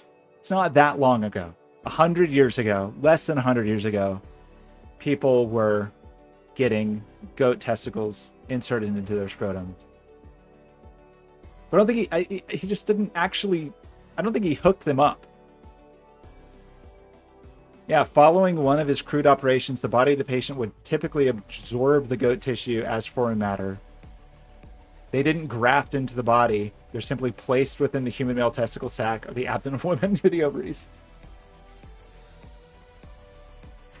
So what's crazy about it in terms of medical knowledge is that there's like two opposing forces. One is there was like medicine still sucked. Like, you know, early 20th century, still not amazing for medicine. So like quackery was a bit more believable. If someone said like, you would kind of believe like a folksy doctor. There was a lot of skepticism around real doctors, you know? And then on the other side, there were recent examples of like medical and scientific miracles that you could sort of that didn't even seem possible, right? Like it wasn't too long after the invention of antibiotics, so that it's like, wow, this is amazing. If we invented antibiotics, these doctors are incredible. They can do anything. And now this doctor is telling me to put goat testicles in my body. It must be real. Also, it's like not too long after electricity becoming a popular thing. But one of the big things is like he was basically the first podcaster. He built his own radio station and would just sit on the radio all day talking about how good they were, like good his operations were. And so he just like, people just heard that all day. He eventually built a radio transmitter so powerful that you didn't even need a radio to hear it. It would just like, it was just like vibrate the metal in your house and you would hear it. It was a strong radio transmitter now, I think is like 50,000 watts. He built a 1,000,000-watt radio station.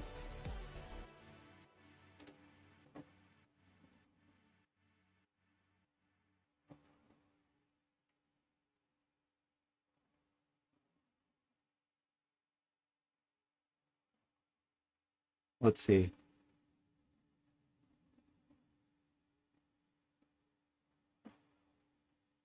So they let him increase it to 150,000 watts, was allowed to increase it to 1,000,000 watts, the most powerful radio station on the planet.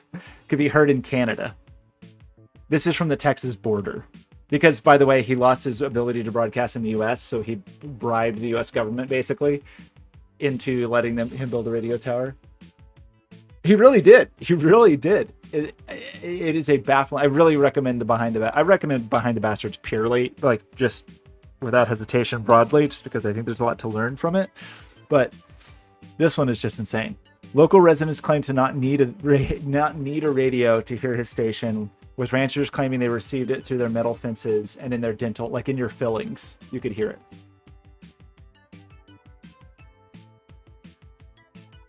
And he also was like, not only was he advertising his operations, he also would like diagnose illnesses over the radio, and then people would go buy pills. And obviously so many people died or maimed from what he did. He is so horrible.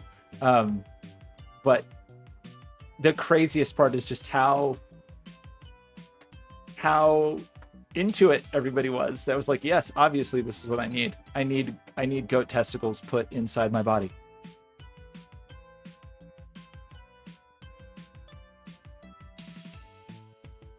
He also operated while he was drunk all the time. He wasn't really a doctor. He got his diploma from a diploma mill. Undetermined number died. Who knows? He would like hire Pinkertons to harass anybody that was critical of him. So he was sued for more than a dozen cases for wrongful death. I'm sure it was way more than that. What's funny is he was Kansas, and he almost won the governorship of Kansas running as a write-in candidate. And the only reason he lost is because the Republican and Democratic candidates got together and like made some rules where it's like, okay, he only can have it if they write it in a very certain way. And so if someone like didn't put a period in the right place, he wouldn't get the vote. If they had just counted everyone that actually voted for him, he would have been governor of Kansas. But in Kansas, he lost his medical license and his broadcasting license, and that's why he moved to Texas to live on the border. So yeah, he was extremely in Texas. It's so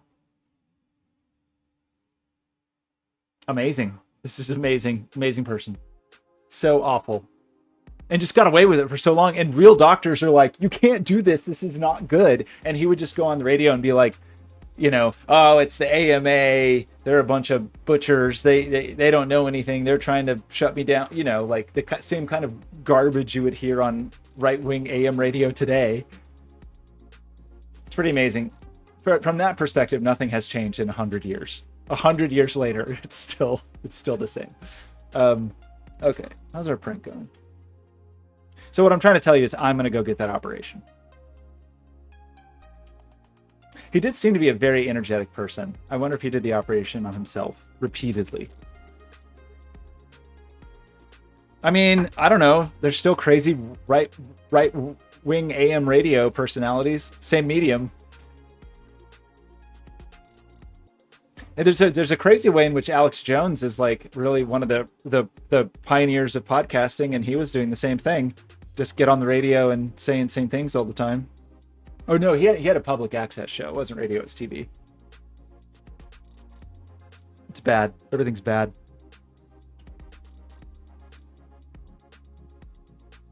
I gotta go to the gym. I gotta eat some food. I gotta maybe go to the shop today. I think I'll go tomorrow. I gotta print the knobs for that other device and probably some, or not print, cut. I guess I could 3D print them, but I don't really want to. Okay.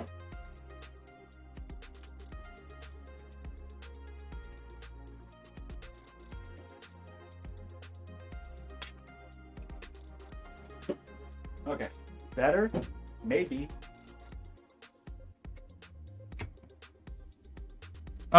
It's a good fit, but it's not really tight enough.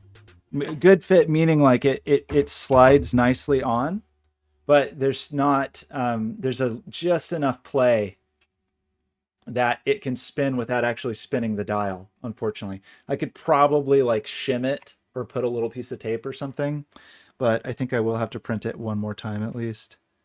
It really doesn't need. It's a very good sliding fit, but it just doesn't have any grip.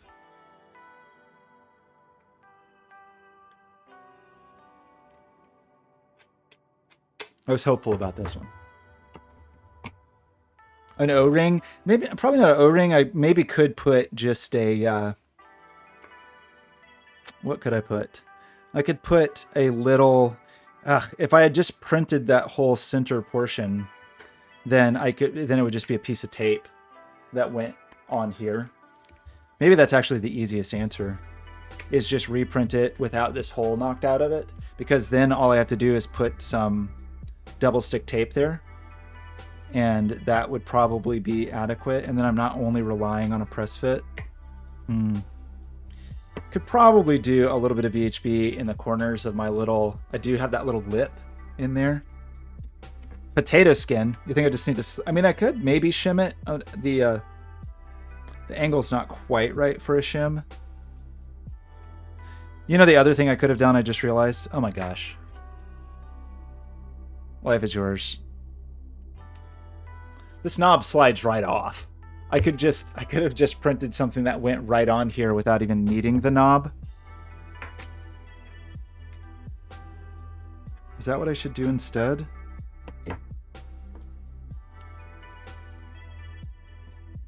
Because it's already designed. Like if I went like this. Is that better? Should I just do this? I don't know. I don't know what to do.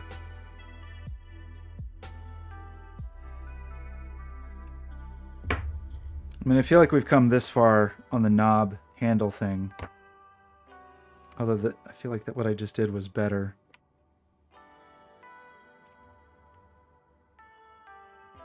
I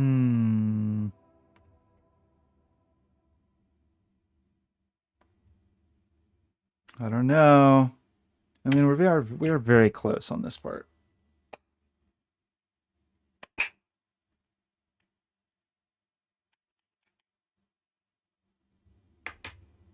I don't know what to do. Falling apart over here. As usual.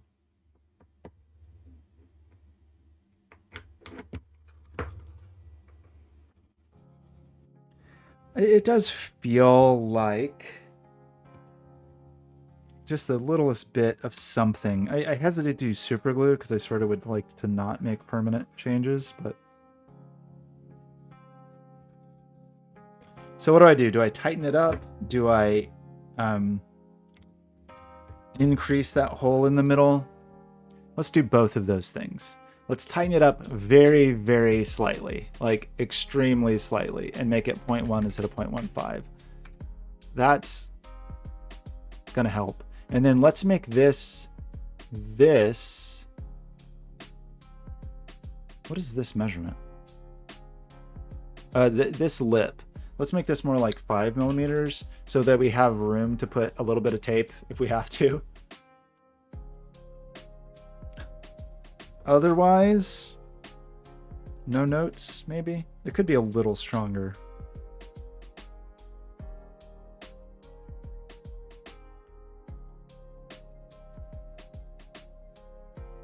That ends up being 2 millimeters. That ends up being 1 millimeter. Actually doesn't make sense to me. How did I do that? Why did this...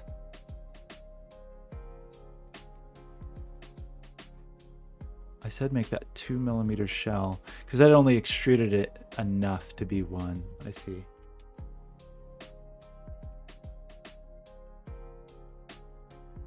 Well, I could also, if I was going to do that and make it a clamp, I could just have like a little clamping setup. I mean, I did it this way because it was supposed to be easy. I just need practice on getting these tolerances right. 0.1 seems about right for a press fit. So I think this will be fine. And then the other pieces are probably okay. What I should probably do is print these all at once.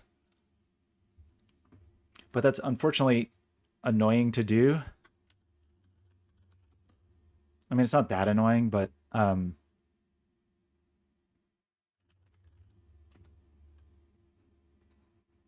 you annoyingly can't just say like make a DXF from this whole thing for reasons I don't understand, or like an STL from the whole thing. Maybe there's a way to. No, maybe I can do the whole shebang.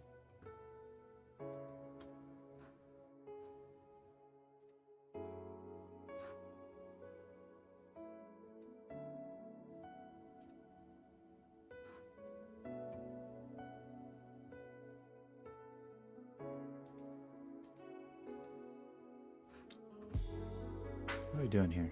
You get out of here. I don't know what my problem is. Not you.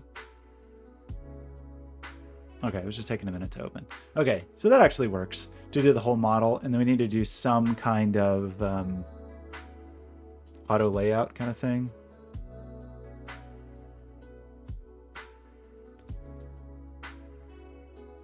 Oh, will it not let me split the pieces now? That's annoying.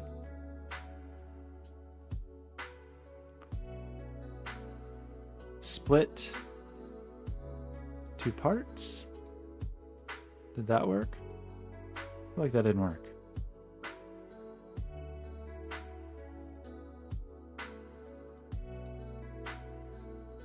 Split 2 objects? Okay, that seems like that worked. And now let's arrange everything. How do we like this arrangement?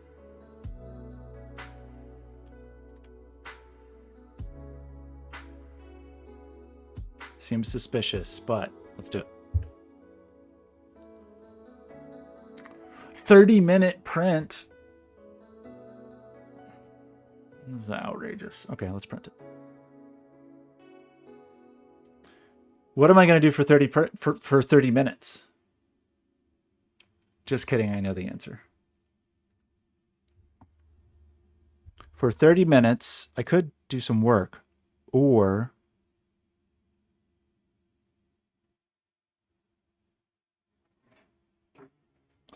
we could play Balatro, Balatorio,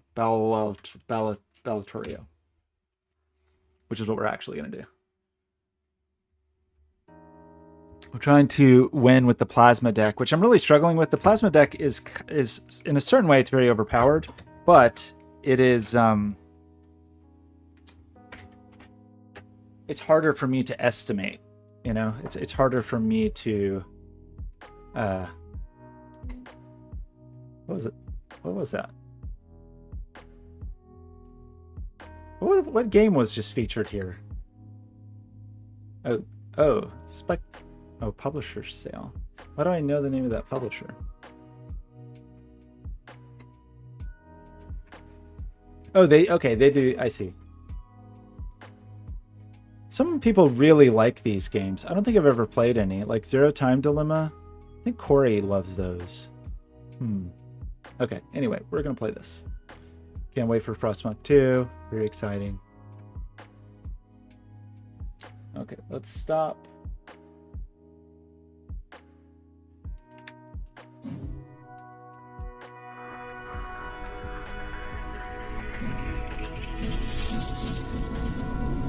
Go over here, stop the music, come over here, go here. Okay, we did unlock this card, and then I actually ended up not using it, even though I kind of wish I had. How's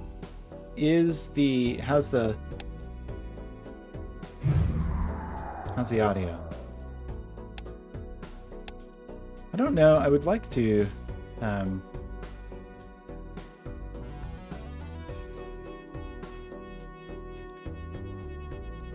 run this in window mode. Borderless window, windowed, full screen. Is that better? The problem with this, I was having a weird problem when I left it, it went black. Or maybe I need to do full screen instead. Helio, how's it going? Was that even worse? I don't know. If I leave this, does it go black? Why? Truly don't understand. Okay. Helio, we're just doing some CAD work, and while I wait for this 3D print, we're going to play this game. So I'm trying to get a run with the plasma deck, and it's hard for me to mentally calculate because it does this weird averaging thing, and I'll explain that once we get into in. So that it seems like the audio is a little off. Oops, shoot. Not what I meant to do.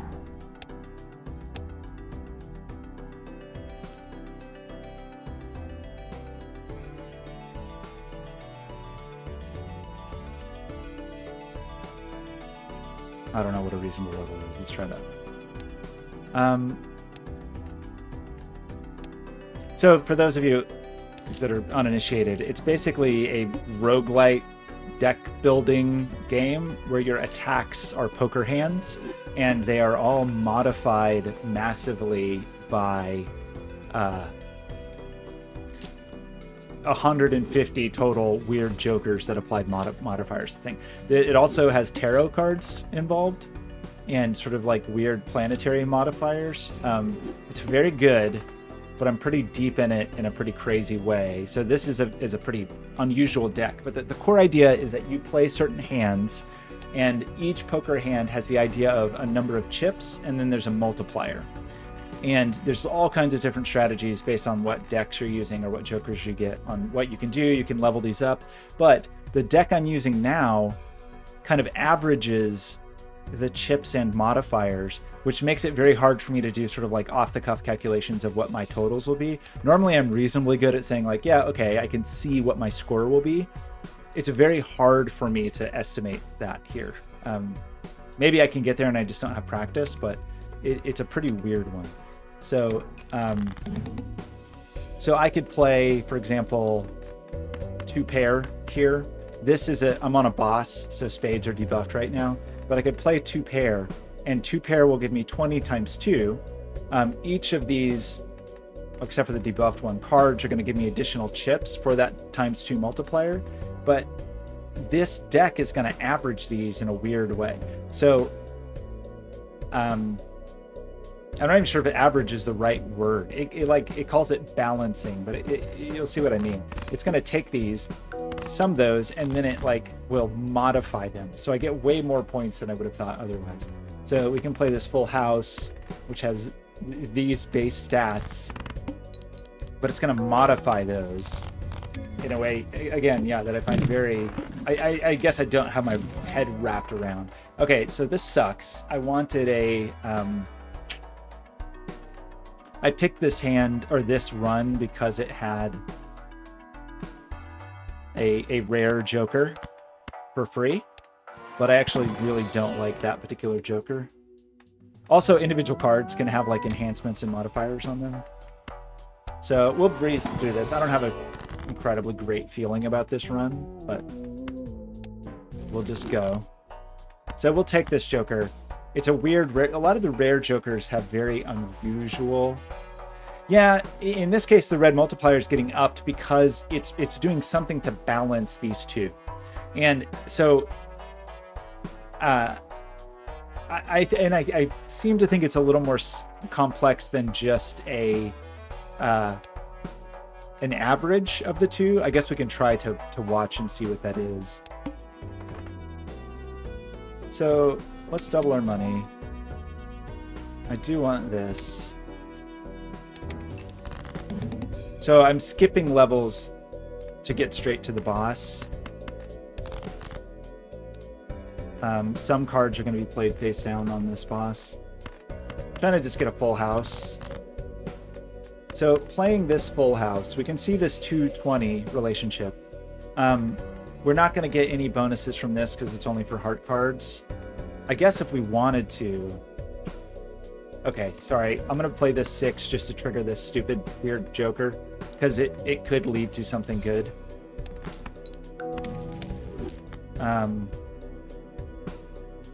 It's not great. Anyway, let's play 2 pair. This does have a heart in it, so we will get +4 mult. We will also get some chips for each of these cards. So what we're expecting is 10, 20. So we're expecting a total of 50 chips, and we're expecting a total of 6 mult, I think. But then there's going to be some crazy modifier. So we're expecting 50 and 6, I think. Which turns 28. So that is just average. So I guess it did... So it's 50 plus the 6 divided by 2, and then did 28 on both of them. So it's weird, I will say. I don't think I've really set myself up for success here. I would like to get a full house. Usually the way I play, let's just play this through the friend, I guess, is very informed by what Jokers I get. So this early in a run, I don't really have a strategy. I also used all my discards. So we may actually just die on this, but that's okay. This was sort of a bad draw. Just in case we somehow live. I don't think we're going to live, because I really just have a pair. I mean, it may be more advantageous to use this high card, even though it has very low mult. I don't think so. It's going to be extremely low mult. We will get some molten chips, and it will re-trigger. Well, we'd end up with 8 mult. Maybe that's actually not that bad. This may actually be better. If it was a heart, I think it would be good. Okay, it was bad. So, let's try again. And I'm going to probably re-roll a few times just to have something that seems like a good start. A coupon is my favorite start, because then you can just get Jokers early and start building a deck. A rare card early, I think is not actually that good, because the rare cards are so weird. Some of them are great, but some of them are like so hyper-specific that they're just not useful. This is a great start, because this multiplier, I think, is going to be really good for this crazy rule set, because it's going to make this number bigger, and when they get averaged, that's good. And this coupon means we're going to get it for free. So we'll skip both of these. So we have to make it through this, but that shouldn't be too hard. So we already have a flush. It's actually a straight flush, so that was easy.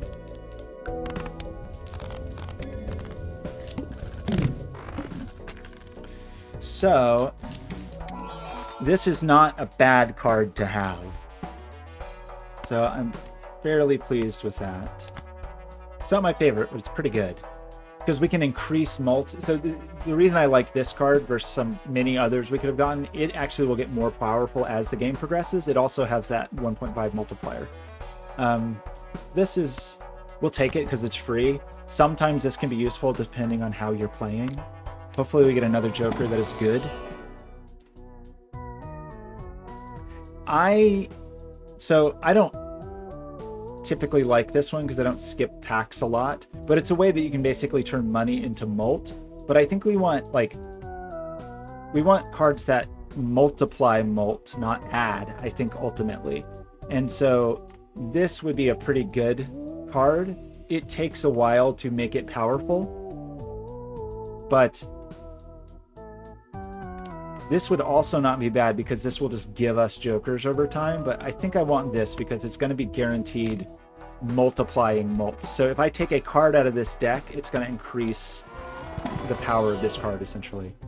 So if I take this card, so now whatever mult we get, we're going to multiply times 1.5, and then we're going to multiply that times 1.25, and both of those and then this fortune teller, when we use this fortune, will also grow more powerful. So this feels pretty good. Both of these are really dependent on what goes on in the deck. So that is a good question. So Helio's asking, like, well, where's the most efficiency here? If you look at these, you can see that the blue number, the chips, is typically way higher in just the standard hands. So intuitively, it makes a lot of sense to think like, oh, like pushing these up is really valuable. But you get chips for every card you play already. You don't necessarily get mult. But if we see Jokers that give us a lot of chips, the blue, we will absolutely grab them. The mult is going to grow more slowly, which is why I'm really interested in cards that are going to multiply mult instead of adding mult, because I think that will be really valuable over time. So as an example, if we play 10 fortune teller cards during this, tarot cards during this, we will get 10 mult in addition to whatever we have here. But even that 10 will be multiplied times 1.5 to be 15, and then that will be multiplied by 1.25, and both of those are going to grow. So I think what we want to do is either really increase chips or really multiply mult, but ideally both. I think the averaging comes last, unfortunately. I think. I'm not 100% sure on that. I think the balance... it says when it's calculating the score, so I think that is actually last, but I still think it's a way that we can increase the mult more rapidly than we might otherwise. I can imagine really powerful decks for this, but you're kind of limited to the Jokers that are provided to you. But like one very powerful deck would be, there's certain Jokers that scale with money and certain Jokers that give you money in terms of chips. So we'll keep an eye out for those. We'll see what we end up with. Negative Jokers are very good because you're limited to the numbers of Jokers. So I'm going to skip this. 4 of a kind is not that useful. But if I skip this, then I will not have to... then I won't have any debuffed cards. But I think I'm going to play this one anyway, just so we have the chance to get some more Jokers. And we'll just try to play very few hands. So I'm leaning towards a flush, I guess, which is proving to be a poor choice. Maybe I should reconsider. Let's play this 2 pair.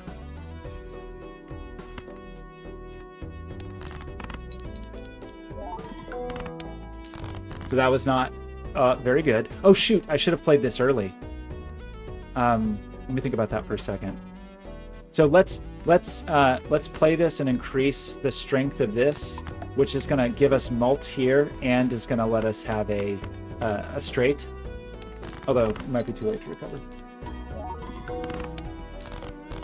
Okay, that was okay, but just barely. We certainly have more hands, but so I think we want to find a way to get some chips.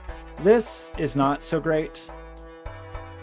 I mean, it doesn't do anything for us now, but it also doesn't harm us. It means we could get a big payout of chips later, so I will get it, but could have been better.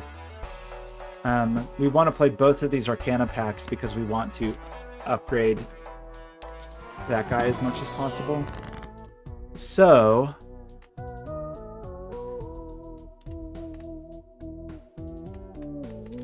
gold is a way we could get more money. Stone cards are plus 50 chips, but you need to play a hand that allows for you to play the stone card. So in other words, you need to play a hand that's only 4 cards, so you can still play that as your 5th card. Justice is pretty good because it's 2x mult, but it breaks over time. Or we can add these cards that just add to mult. But I think multiplying mult is what we really want to do here.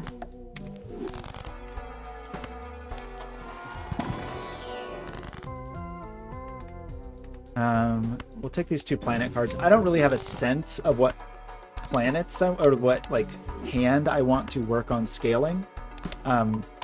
Two pair can be really powerful, but sometimes it's awful. So I don't actually have a ton of confidence that we're going to make it through this one. Unfortunately. I mean, we leveled up our 2 pair, but it's not that leveled up. And yeah. I guess I'm tempted to go for a flush. Go full house, and we'll take. I think our 2 pairs, even though it's leveled up, is still not as powerful as a full house, although it's getting close. So let's take this. So this is helping. You know, now that I think about it, yeah, okay. I don't know that we could have done anything much better than what we did, but we got to remember that we want to add cards to this deck. If we get 2 pair, it'd be nice to play this 3 at some point.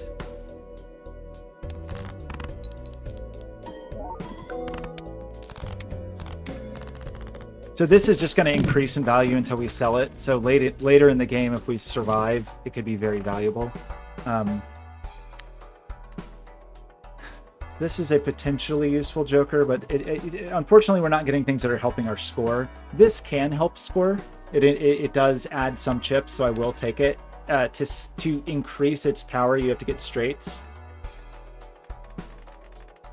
I sort of want to sell this already, but I'm not gonna. I may regret that. I would definitely like this holographic card. Let's play this. Like, at a certain point, we're just going to run out of our ability to score enough. This is going to help. Really, I should probably be going for a straight, actually, though, because we want to level this guy up as much as we can, and we have most of a straight. I may regret this. So that straight is going to help this guy. And now we will get 30 chips per, which should help our sitch. We could keep trying for straights, just to keep trying to level this guy up. That may not pay off over time. Let's just do this flush for now.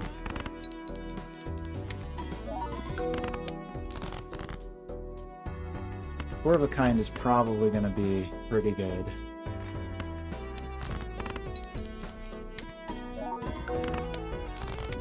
Okay. If we happen to get a straight flush. Unlikely, but... Okay, so we have a Fibonacci card, which I just like on principle, because I love the Fibonacci sequence. It's plus 10 mult, and it's going to add mult for ace 2, 3, 5, 8. But we can't afford it. We also have this card that adds mults when we discard. Oh, sorry, at the end of the round. So basically, if we run out of all of our discards, we get some mult here, which is good. It would also be very nice to buy this Arcana deck to upgrade this card. So I sort of want to sell our dude here. That's still not going to be enough money. That will only give us 18, and the total of this would be 19. I'm a little less moved by this card. I may regret this, but this seems like we want this because it's going to actually help us, and this is not helping us right now. And this molt is going to get multiplied by both of these, which is good. So, you know, even though this is plus 10 molt, even if we don't get a Fibonacci card, we get plus 10 here, which is going to be times 1.5 times 1.25. It actually would be, So adding, yeah, this is interesting math. So if we use this Arcana pack, we get a tarot card and we're going to get plus 1 molt, which is additive. If we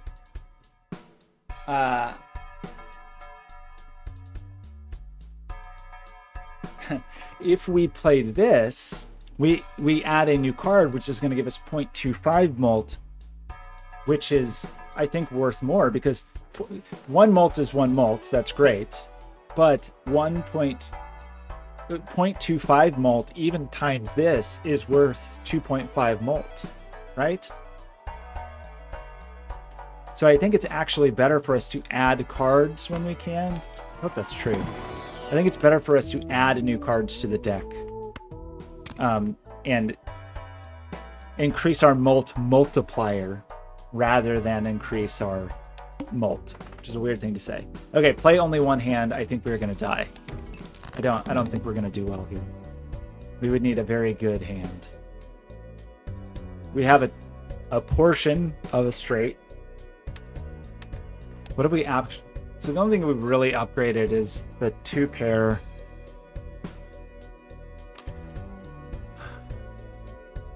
I mean, if we could go for a full house.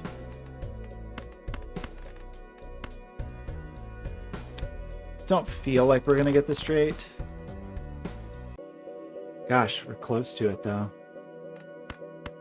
So we have a 2 pair. Maybe we'll get a straight. Hey, we got a straight. Well, how about that? We have one more.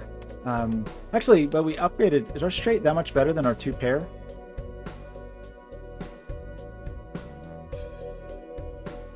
Debatable. Well, but our straight is going to fire this guy. It's going to get us 10 more chips here. So I think the straight is actually better. So we could try to get a straight flush, I guess. It doesn't seem likely. I guess we can try.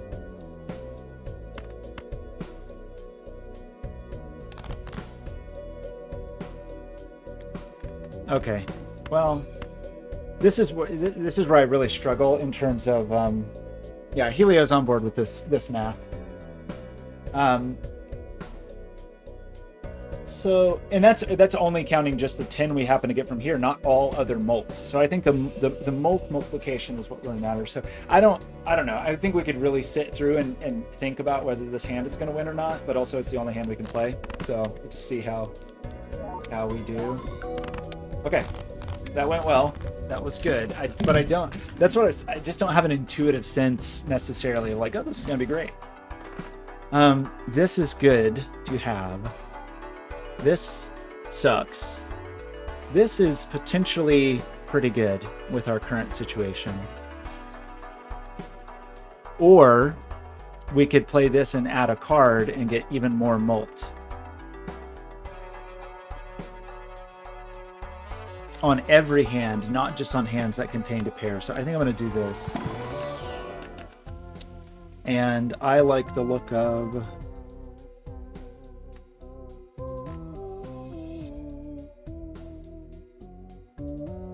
We have extra jacks, we have extra 10s.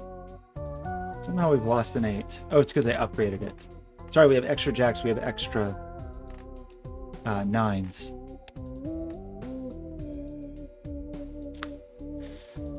I guess this is what we want. Although, of course, it can break. I don't know. Not a great deal of confidence here. We could try to get more molt here. So I'm going to do that.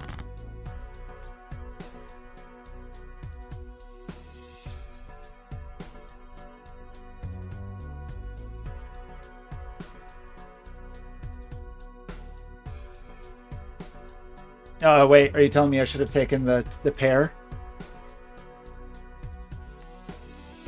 Did I blow it?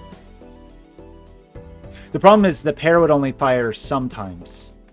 We also haven't really been thinking about our Fibonacci.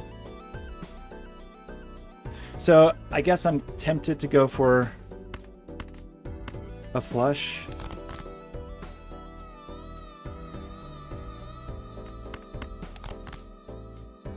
I'll take a full house.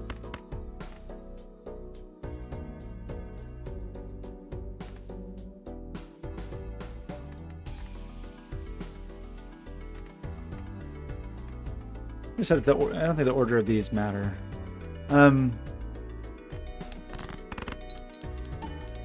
We got a lot of Fibonacci cards in here because we have 3 5s, which is very good. Let's play another full house, but we won't score nearly as much because we don't have Fibonacci digits.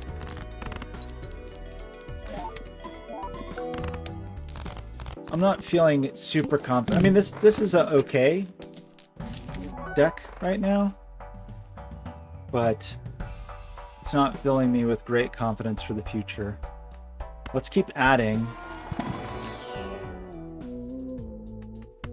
malt. We're also just not making very much money with this hand, or this deck. This is bad. Okay, this looks unfortunate. This boss is gonna cut our scores in half, basically. What do we go for?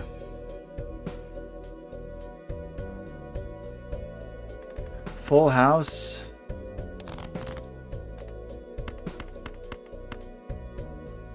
With no Fibonacci digits, though. We're up to 2x mult here, which is pretty good. So that was 5,000 in one hand, and we only have 3,000 more hands, so that's not terribly promising. I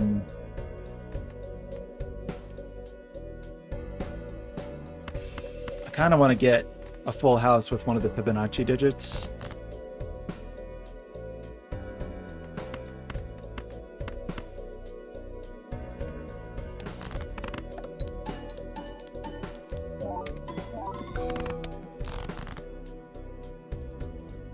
Not looking great. Not looking terrible, but not looking great. These pairs, we're not too off from the full house, but it's one fewer mult. But if we do this, 2 pairs, we get the glass 2x mult here. We also have 4 Fibonacci digits, so we'll get another 24 mult, which I think more than makes up for the fact that this is not a full house.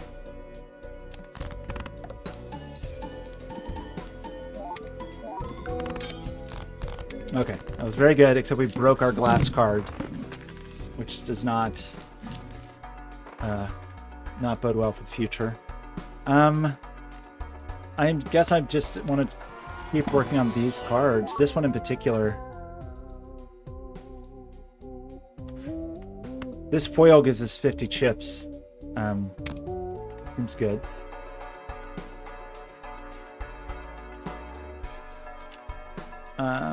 Let's also do this. So we could pick some cards and increase their strength. We could double our money, which would be useless. We could add a steel card, which is the potential for more mult, or we could try to like make more 9s, like stack the deck a little bit.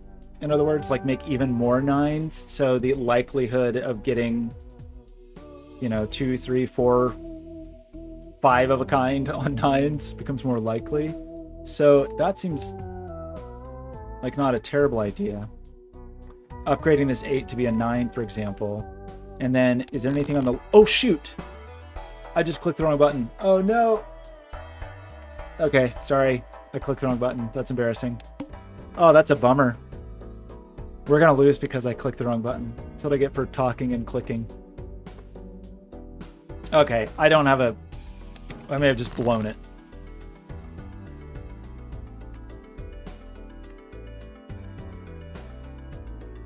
What a sad story. We have 3 Fibonacci digits.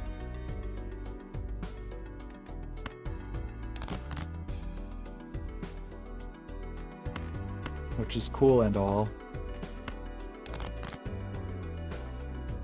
Okay, I wasted a lot of. Let's just play the three of a kind, I guess. Well, I should have just done that from the start. I was hoping to get a full house.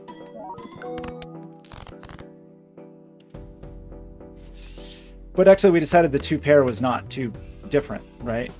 That's a lot of hearts, so we're kind of set up for a flush, which looks good. We got some Fibonacci, which is good. We get another full house, but no Fibonacci. Or, and I think that's what we want.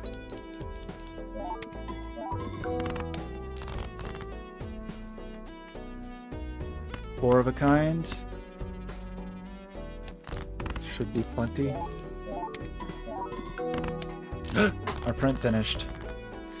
I didn't expect to be alive this long. We were only supposed to play a hand till the print finished. So I'm gonna say we just want to. We have such limited funds this run. I'm not doing well with jokers. Okay, so we got this lady. That's very sad. This is a really lovely card, but it can break. I'm gonna take it, but that's unfortunate. You don't want your polychromes to be glass. So what? I mean, the 2 pairs were okay. No Fibonacci digits though. Let's get rid of the king.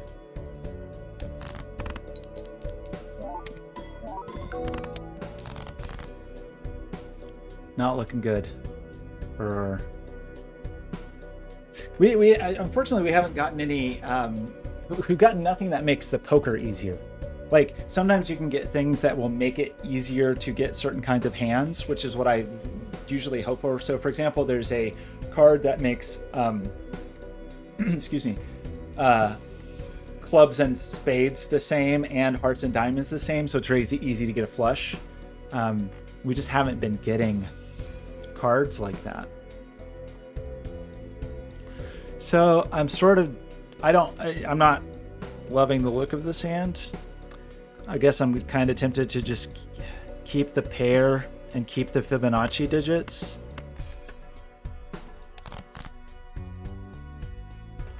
Gosh, well, we got a straight, which we kind of forgot about this guy.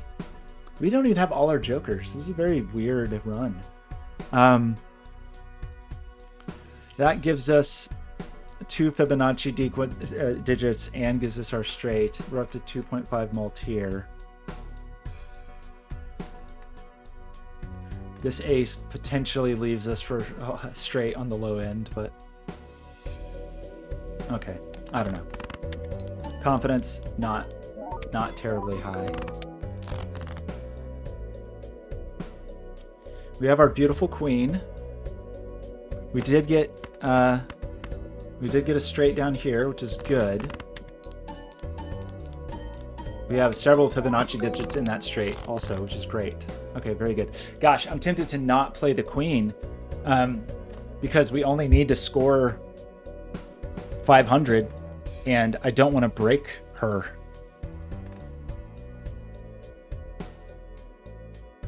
I would prefer to save this for an emergency. So I instead will take this straight, which is great because we're upgrading this guy, so he's at plus 60 now, which is good. It's too bad he's not a foil card, but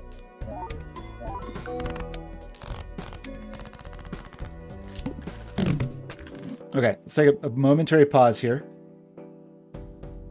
Switch back here.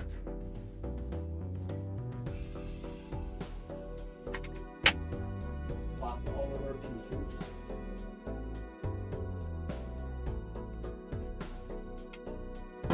Okay, so we have our arm, we have our shaft that hopefully press fits into the arm, and we have our handle. So first test is, does the handle have clearance sufficient to spin?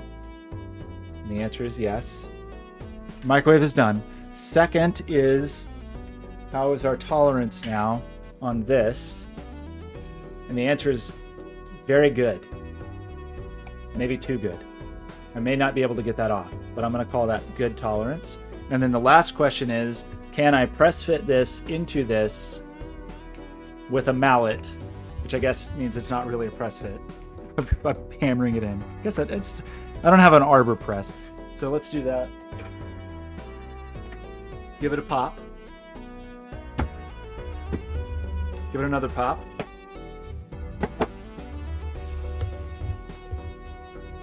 Pretty good. Okay.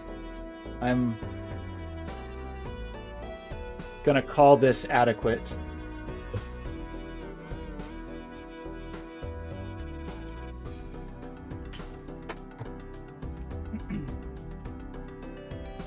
Yeah, I think I guess my instinct is that well, it's so hard to say. I mean, yeah, you're right that 10 chips, right? Oh, you mean in terms of whenever we upgrade our straight guy,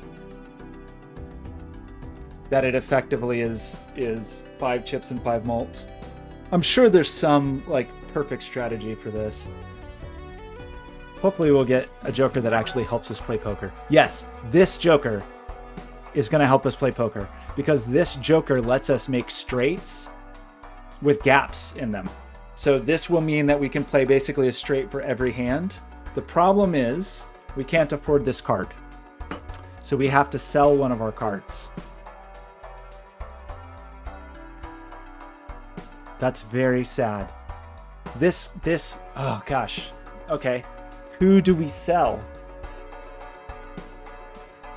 Like this should mean we can play a straight almost every, oh, sorry, gotta switch back. Sorry.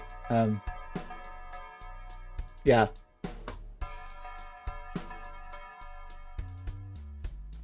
You know, you don't just trust me when I tell you about the poker joker.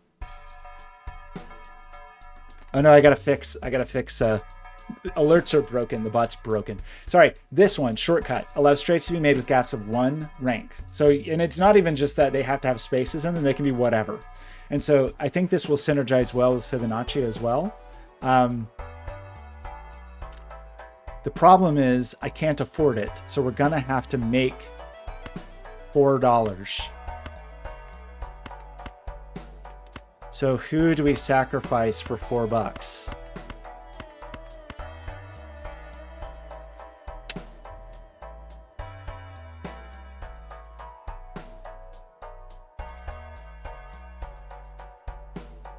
Some people call me Maurice. No one calls me that. Do you think anyone actually called that guy Maurice? I can't even think of who sings that song.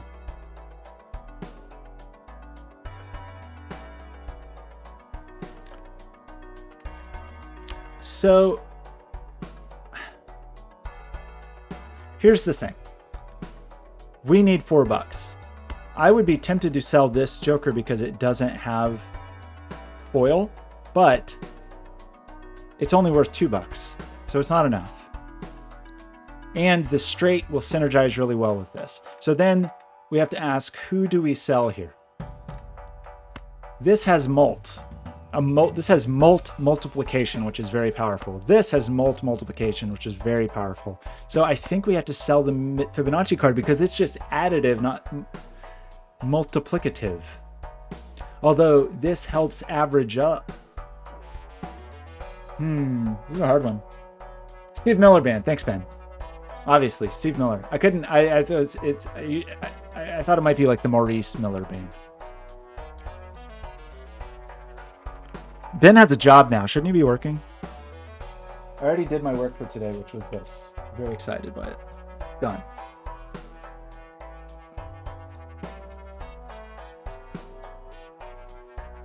Ben, I'm afraid of your boss, so don't worry about it. I live in fear of your boss. Feel like I was on trial.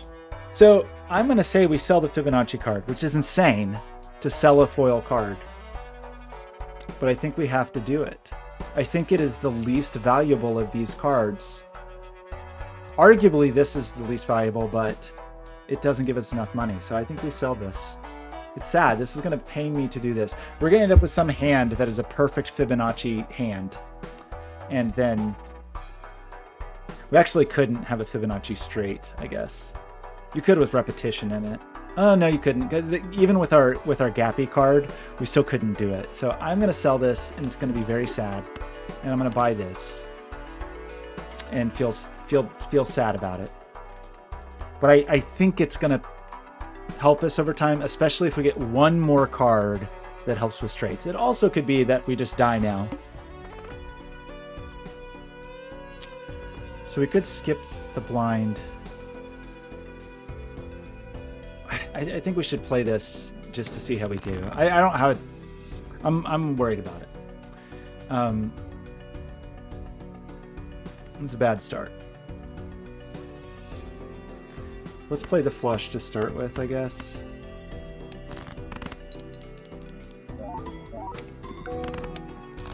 So that was 10,000 on a hand, so that's not bad.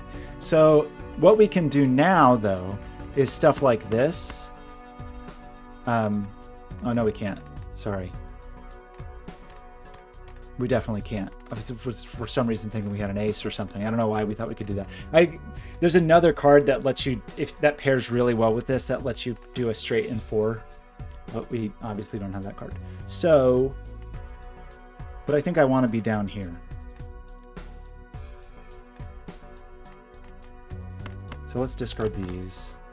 That was the worst. That was like the worst thing that could happen.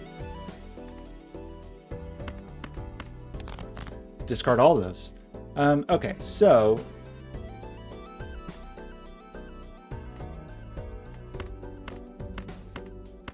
we can now do insane things like this to get a straight, which is good. Still a little worried about us getting where we need to be.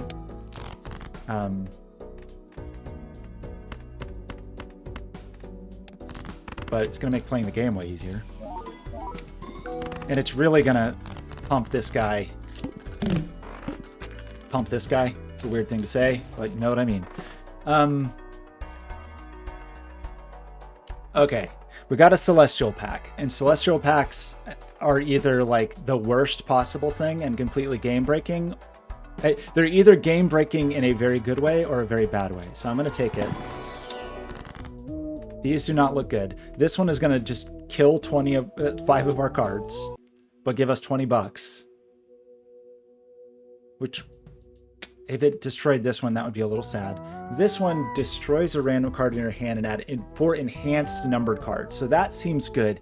That seems like a greater likelihood of getting straights. And also adding 4 cards is going to be great for this guy. So, because right now we're at 2.5, so let's do this. And now we're at 3.5, so that was excellent. That heart cards are going to be debuffed here. This gives a standard mega pack, which is going to give us 2 more cards, which will give us 0.5 more mult. I'm worried about skipping it though, because hitting 80,000 feels hard right now. Hitting 60,000 feels hard right now. So let's not skip it. I may live to regret that.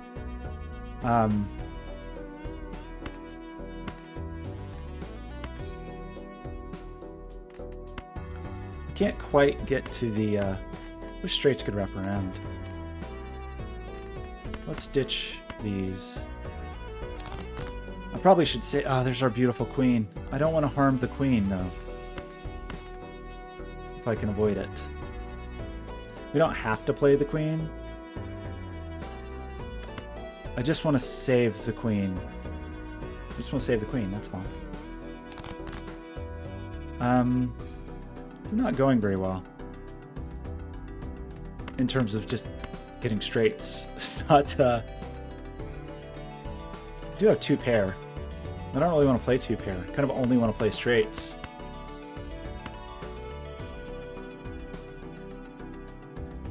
Let's play it. We got all the mult here. We also have this crazy mult now. So that was pretty good. Play this straight.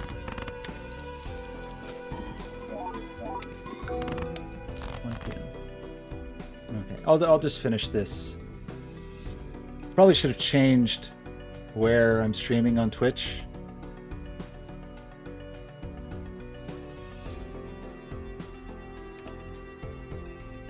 Balatro.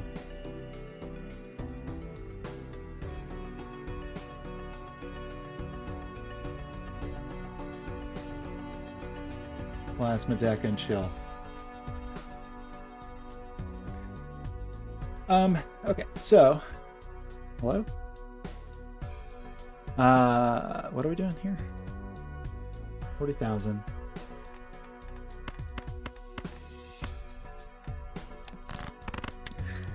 I'm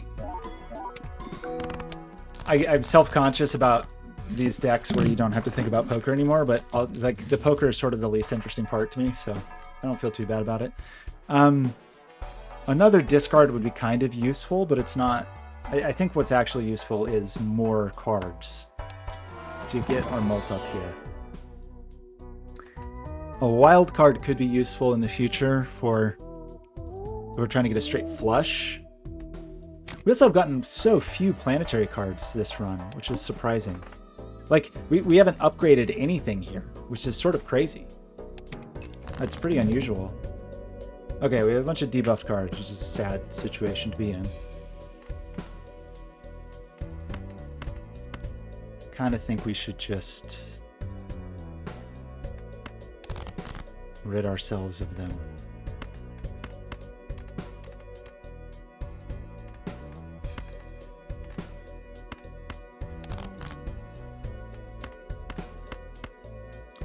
It's not going well.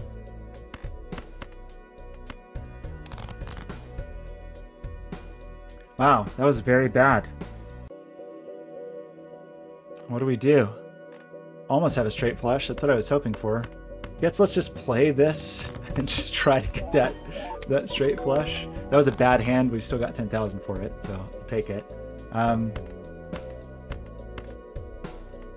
So that is a straight flush. That is amazing. I think even on a straight flush we'll get this guy. Yeah, we still get upgraded even on a straight flush. So this should be a high score. That was very good. I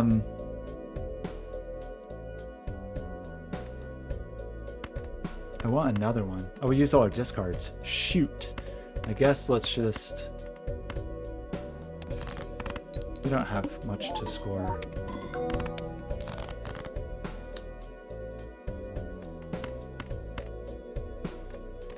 Well, the full house.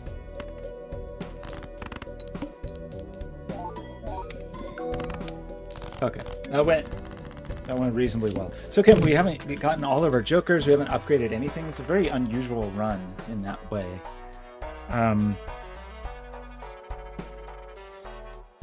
This could be useful, but I'm going to say this is the most useful thing for us to do. Glass Jack.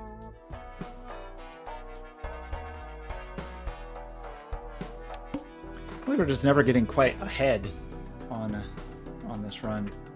A free reroll is not that useful. Let's try to get a little money.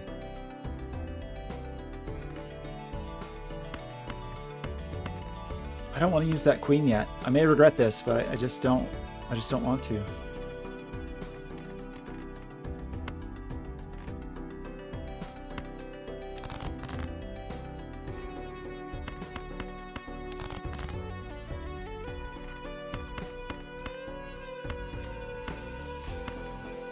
Don't want to play the gold. I would like to have this, but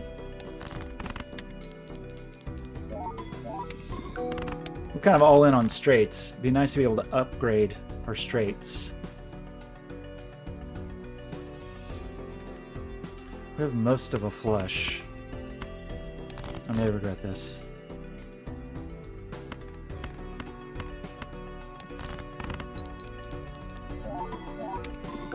Pretty unusual to be this far in without anything upgraded.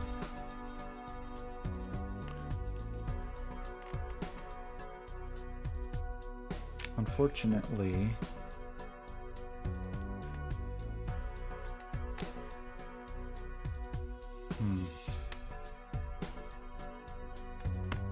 there's 2 pair. Keep this just in case.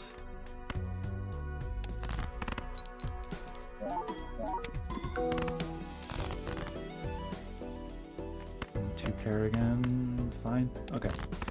We're kind of close. Yeah, this guy. Yeah, that's and we're upgrading it continually because of the that's one of the reasons I'm so focused on getting straights, is upgrading this to get the chip multiplier higher. It would be so good to have another Joker that was actually helping us play, but we can't afford it. I'm going to do the Spectral Pack again. Oh no, I can't. Oh no, I can't afford the Spectral Pack. It's very weird to not have a full set of Jokers. It's very weird to not have upgraded any planets yet. So this is a free Joker. I'm going to do it. This Joker sucks. I hate this Joker. Oh well. I mean, if we skip a pack, we get +3 mult, but it's not my favorite Joker. So we could get 2 more playing cards here.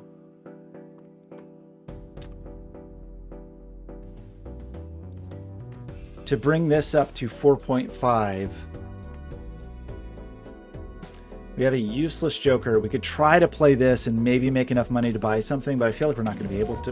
I feel like we won't benefit that much. So I may regret this massively.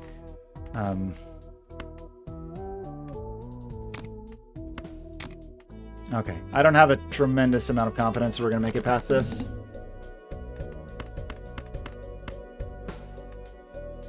Maybe we will.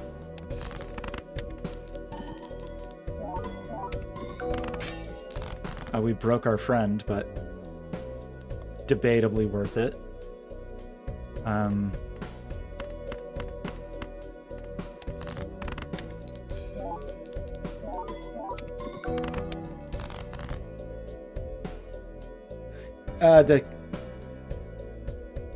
The queen would not get a. We can only skip one.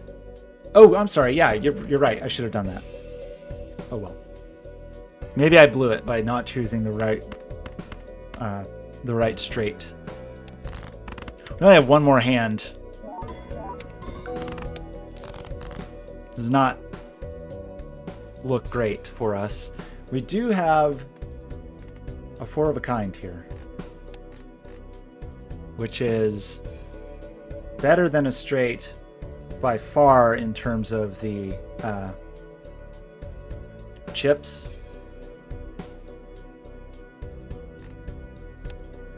But it will be very low in terms of the chips we get from the cards. Very, very low in terms of the chips we get from the cards, but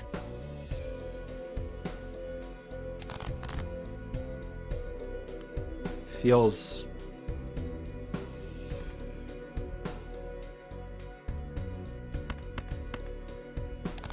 like the thing to do.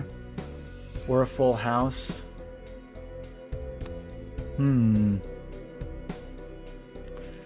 So either we're going to play a 4 of a kind, which is not going to add many chips here. I mean, we'll save out all these chips, of course. But has a relatively high chip count here and a comparatively high multiplier here versus the full house, which would have a higher number of chips. No, that just doesn't make sense. I think we have to do this, but I think the game might be over. I think I have. I mean, I don't even know. We could roll one more time. I just don't even know what I would really be going for.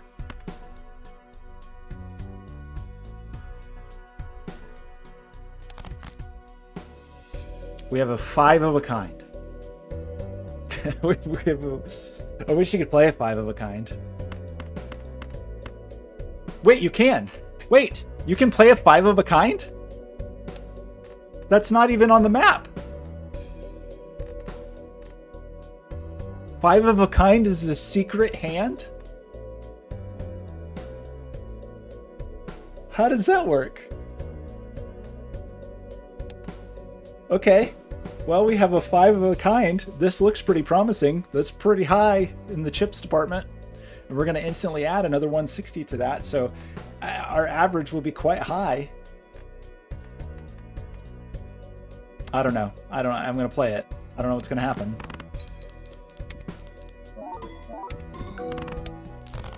Okay, we made it through that. Through the miracle of a 5 of a kind. You have to be very skilled in poker to do things like that. Okay, we finally get a Joker we can afford, and it's not that good. It's 50 chips, which is not bad. It's a money kind of joker. Alternative. Okay, this is a real question here. I think we want to sell this because I hate it. I think we want to sell this because I hate it. I mean, we could buy one of these and discard it to level this up. Okay, here's our options here. We could sell this and buy this, knowing that even though the actual skill of the Joker, the money for face cards, which is I don't think we would be very interested in, we would get plus 50 chips. That's just one option. Option 2 is that we buy this buffoon pack, and if we like what's in it, we sell this Joker and take the Joker that's inside, or we skip this and then this gets leveled up to plus 3 molt, which is not very good, but I guess we have enough, you know, it's really worth more than plus 3 molt at this point. It's worth 6 molt, so it'd really be like 18 molt.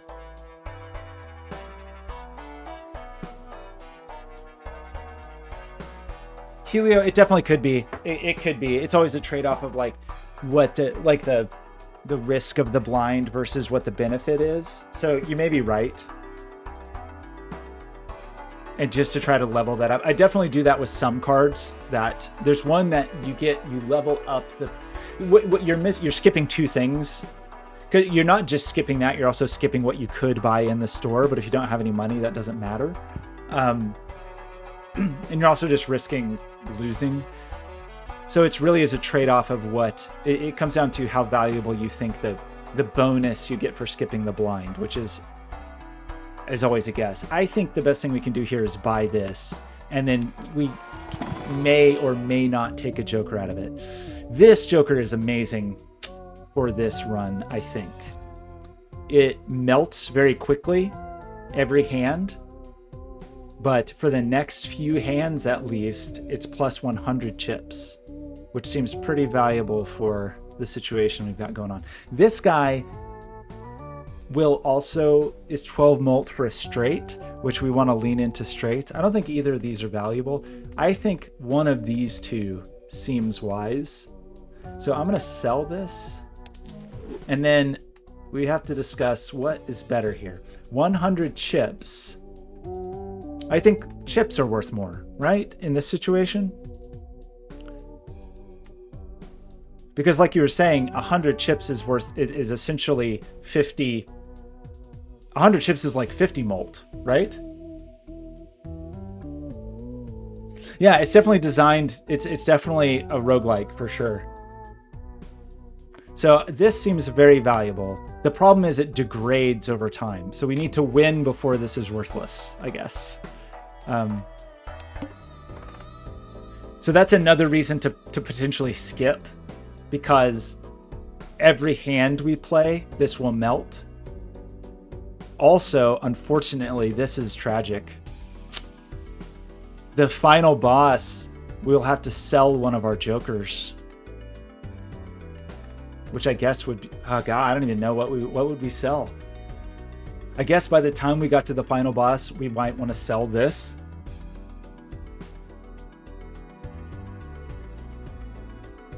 So I could skip both of these and go straight here, but then I'd have to sell one of these anyway, and it might be this one.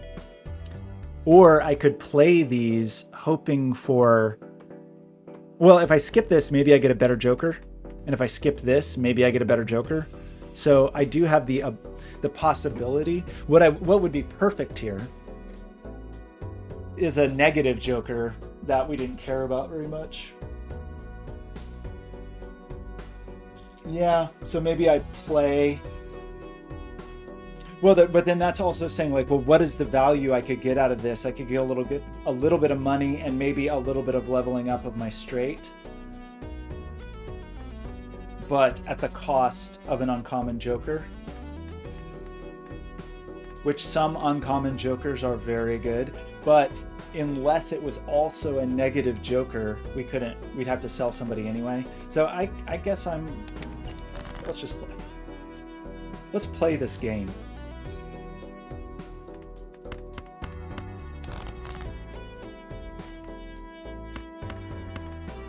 That's a lot of 10s. We play 4 of a kind? Is that better? No, because we specifically want to level up straights, right?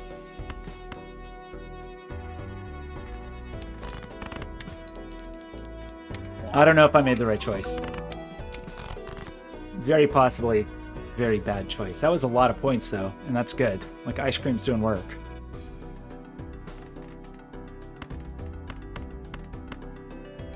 I wish we could... It's crazy that we made it this far without leveling up any of our planets. That's a very unusual. Okay, so we knocked 10 off our ice cream. At least we made it out in 2 hands. Oh boy. We once again have the ability to ruin everything or make everything better. It's hard to imagine what we would get here that would actually be good for us. You could imagine getting something here that gave us extra cards. So we could upgrade one of these cards, which is fine. This I don't think we care about. This is a crazy one. Converts all cards to a single suit, which would potentially make getting a straight flush easier. And then I don't think we really care about this one. So either we massively upgrade a single card in the whole deck, which may or may not help, or we convert all of these cards to a single suit, which is very bad if that suit gets outlawed, but it's not going to. And it could increase our chances of getting straight flushes, which a straight flush is that is so funny. The 5 of a kind is so funny. A straight flush is just worth so massively much more than a straight. So I'm leaning towards this.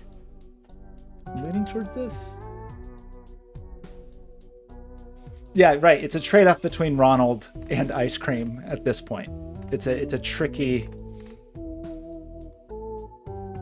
calculus. I'm gonna do this because the possibility of getting a straight flush is very appealing. So we got a bunch of diamonds. If we'd gotten a bunch of hearts, I would almost be tempted to get this. So we can't afford anything. Okay, so here's the point where we have to say, either we play this, again, with the possibility of downgrading our ice cream, but upgrading Ronald McDonald and making a little bit of money, or we skip it where we know we will get 4 jokers to choose from, and some of them could be good jokers. Like, for example, there is a joker. I can tell you what the best joker we could possibly get would be, but we're not going to. There's a joker. Well, no, it's actually not that good. Sorry, now that I think about it, in this particular instance, it's not that good because by selling it, we would disable the boss bind. But this one automatically does that on any boss. But in this case, it's not actually useful. So never mind. Not a meaningful joker. So.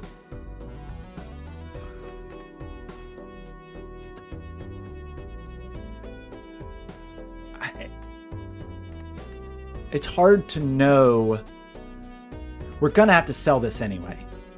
It's hard to imagine getting a better joker knowing that we're going to have to...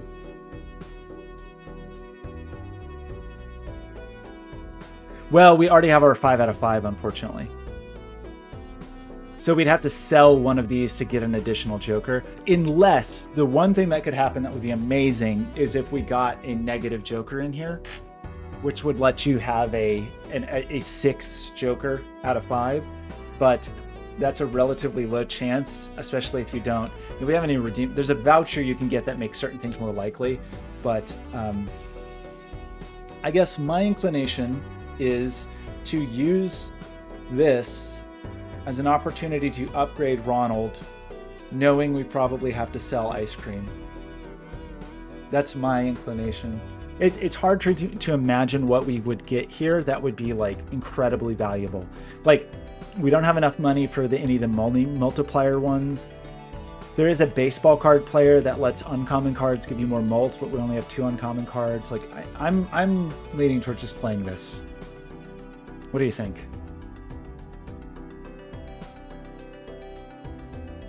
Let's turn the wheel to tell us the answer. Picking and sale happens to the boss. So in this case, during the boss fight, we will not be able to play. All of our cards will be debuffed in the fight. We would have to sell this in the fight. It basically is like a shield. Think of it like the boss has a shield and you have to sell a joker to... So I'm going to play this. I'm doing it. And we're just going to try to make straights happen, which is, I'm going to discard. Well, let's keep this one out just for the gold.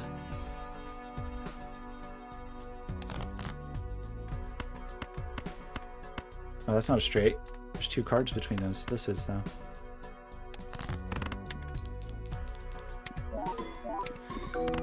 Okay. I don't really want to break this glass, but I do want to keep... We may not break it. I actually don't... It's a 1 in 4 chance. Okay, we broke it. Dang it. I was going to say, oh, I think we're not going to break it. We broke it. Okay, so that was pretty good in terms of upgrading Ronald. We did get a little bit of money from that gold card. So...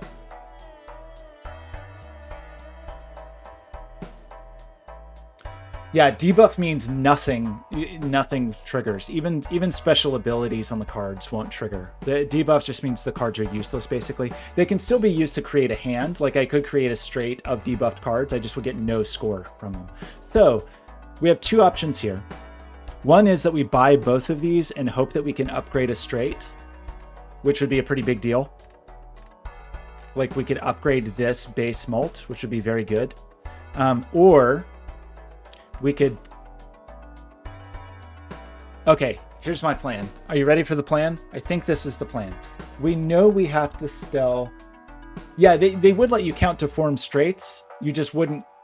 You'd have no... I guess for... Yeah, you could play it and you would still get points for playing the hand in some cases. You just wouldn't earn anything from the cards. So it's possible actually with our setup that we would still play a straight and still get the 210 chips. I see what you're saying. Like, could we try to play a entire... Could you play with a debuffed deck? Could you play with a fully debuffed deck?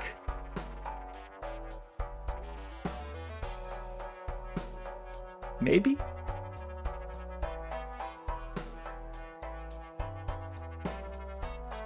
I wonder. Unfortunately, I don't actually know. Like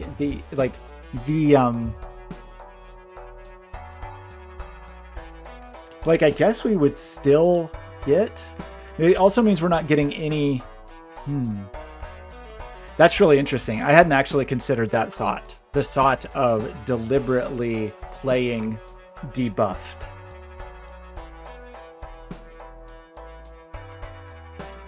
Okay, let's entertain that as a possibility. I'm going to tell you my alternate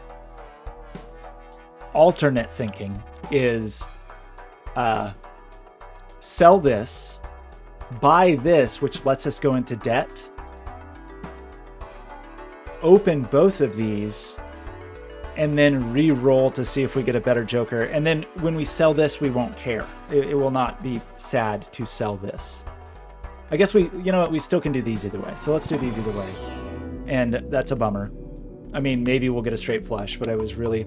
Oh, wait, I just saw... Oh no, I saw a card in there I'd never seen before and I didn't even register it because it's not what I was looking for. What was that? Oh no, I think I just saw a card for the first time, and because I was only looking for Jupiter, I didn't even register it. Oh, Planet X, that's very funny. It's because we got a 5 of a kind.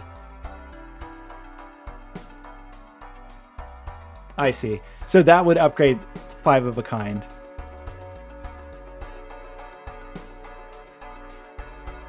So yeah, I guess these other planet... Okay, so I don't mind that much. That's fine. It would be cool to unlock that, but...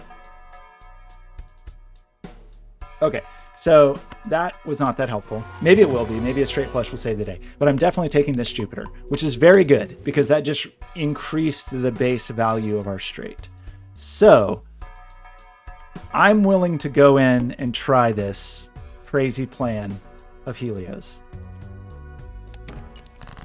So you're telling me that you think that I should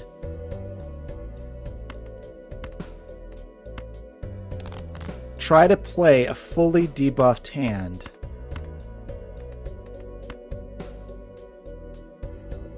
scores no chips and all abilities are disabled. So we wouldn't get this molt, we wouldn't get this gold, but that's fine. I'm willing to do it because we don't actually have anything that matters. You know, like some things only, some jokers only trigger if you score. Like, you know, the one that scores if you have spades or hearts or whatever. But I think actually all of these will score.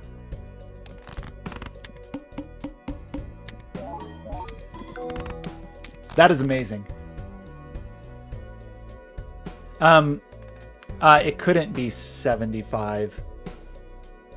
Like just a normal hand would be, you know, even if these were all 10s, which they're not, would be only 50. This is obviously less than that.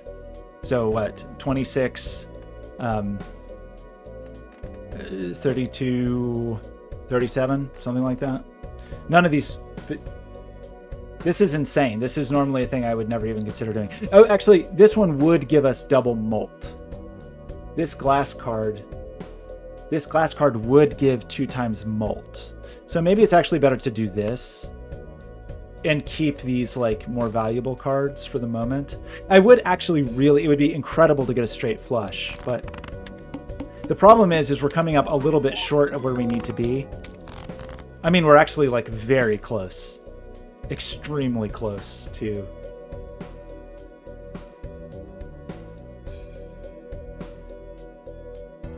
I was hoping to benefit more from that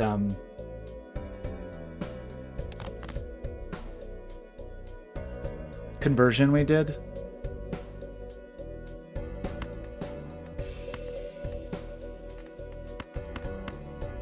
Like, I still think that would be 10, 20. I mean, yeah, unless these had some incredible value beyond their normal value, they just wouldn't. And we're upgrading our straight every time. This guy's going down, but this guy's going up at a faster rate than this is going down. Right? So even though this is, I don't know, it still feels good.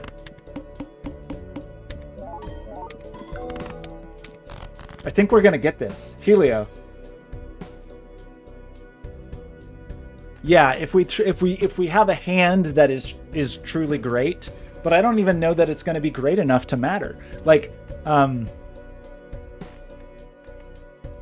mean, we do have an insane. We only have one more hand and one more discard, and right now we don't have a straight, which is pretty concerning.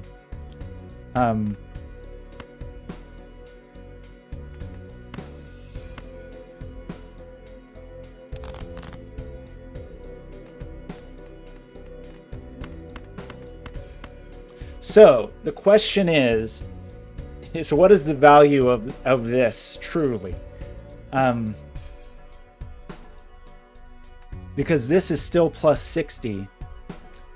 The big exception here is this gold. This card actually is 2x molt.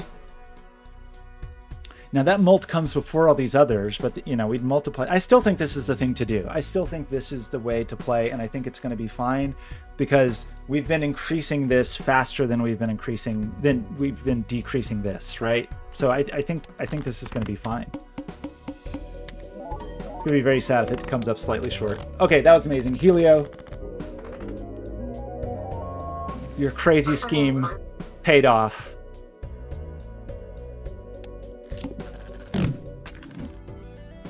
Okay, I'm gonna play just until this deck dies, I guess. That was amazing. Well, credit for that goes to Helio because that was truly an insane thing to do.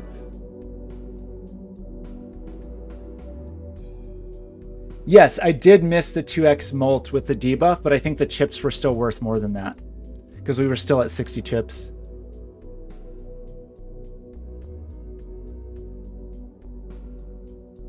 So I think ultimately, and also remember, this is the weird thing where the 2x molt would have been averaged across. So I think that ultimately that it was still the right thing to do.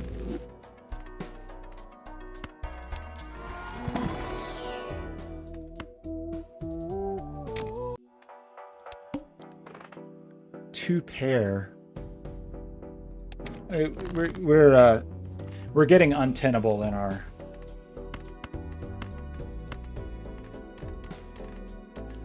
I was hoping we get a miraculous straight flush at the end. I guess I'll play this two pair for no real reason. Our ice cream's going to melt away into from usefulness fairly soon. Pretty good hand. What did all these queens? These queens out of here. There's too many queens.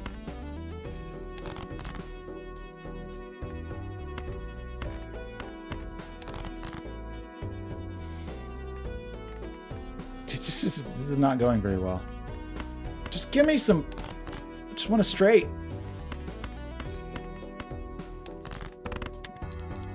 I may have been reckless just now.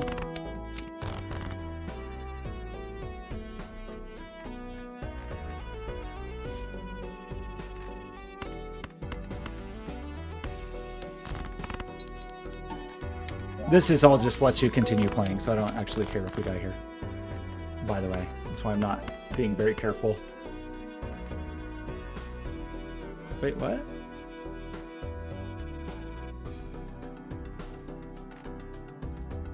Oh, okay, yeah, obviously. That's not how things work. Well, we've got a problem. Although we've basically determined that we don't actually care about the cards in this game. I guess it's worth... this is plus 50 chips. Let's just play this one card. It's like 100,000 for one card. It's pretty good.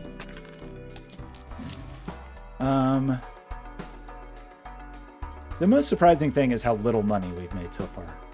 It's truly shocking. We got a Jupiter. That's good news. And we have no money. We have no money in this game. So we could get the double tag thing. Play only one type of hand this round, which is good because we only want to play straights. I don't know. I'm gonna play this.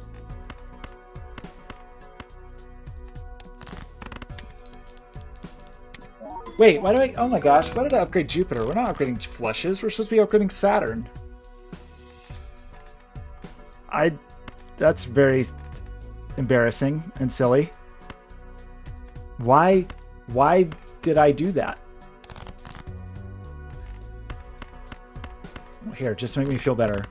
Play this flush. It's not going to be worth enough, but just so I feel somewhat justified. Sorry, I should have been Saturn. I was playing by what the planet was, and I had the planets backwards. Common mistake. We're going to finally break our...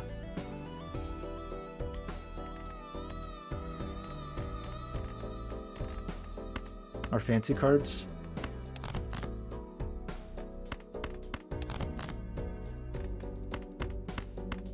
A full house. Break the queen.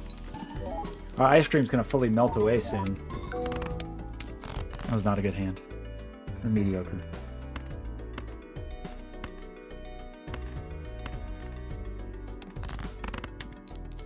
Did you know that Saturn and Jupiter are not the same planet? I'm sure I had opportunities to... Okay, game over, that's fine. Opportunities to upgrade.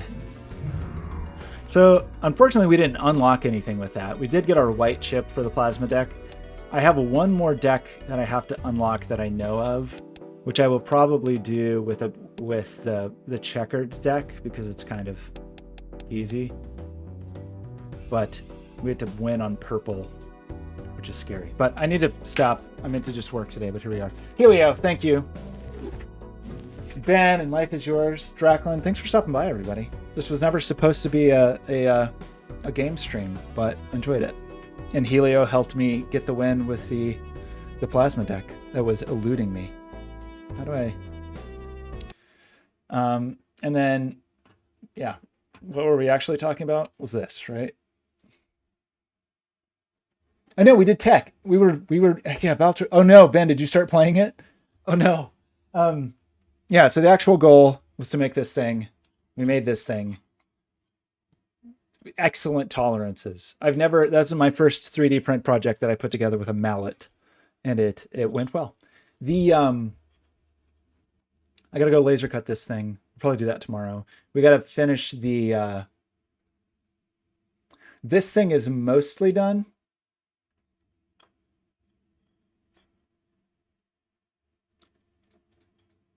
It's mostly done. It's missing the knobs and the dial, which I have not fully decided on how to do that yet. Undecided. I mean, the knobs are easy enough. The dial we will need to put on an encoder that has a flat side. Any encoders here? Anybody? Yeah. So maybe I'll just 3D print a little press fit adapter for that now that we're press fit experts. You did. You cranked it. I appreciate that. So that should be good. And then really I need to have some solution for mounting the display inside, which might just be double stick tape. If it's not double stick tape, it's probably some kind of little 3D printed thing. But I've already spent too much time on all these things. I also have to actually work on the graphics and make this stuff work and good. I leave on Sunday, so I've got a little time to work on stuff. So anyway, thanks everybody. I had a good time. Hope you enjoyed it, and I will see you next time. Bye.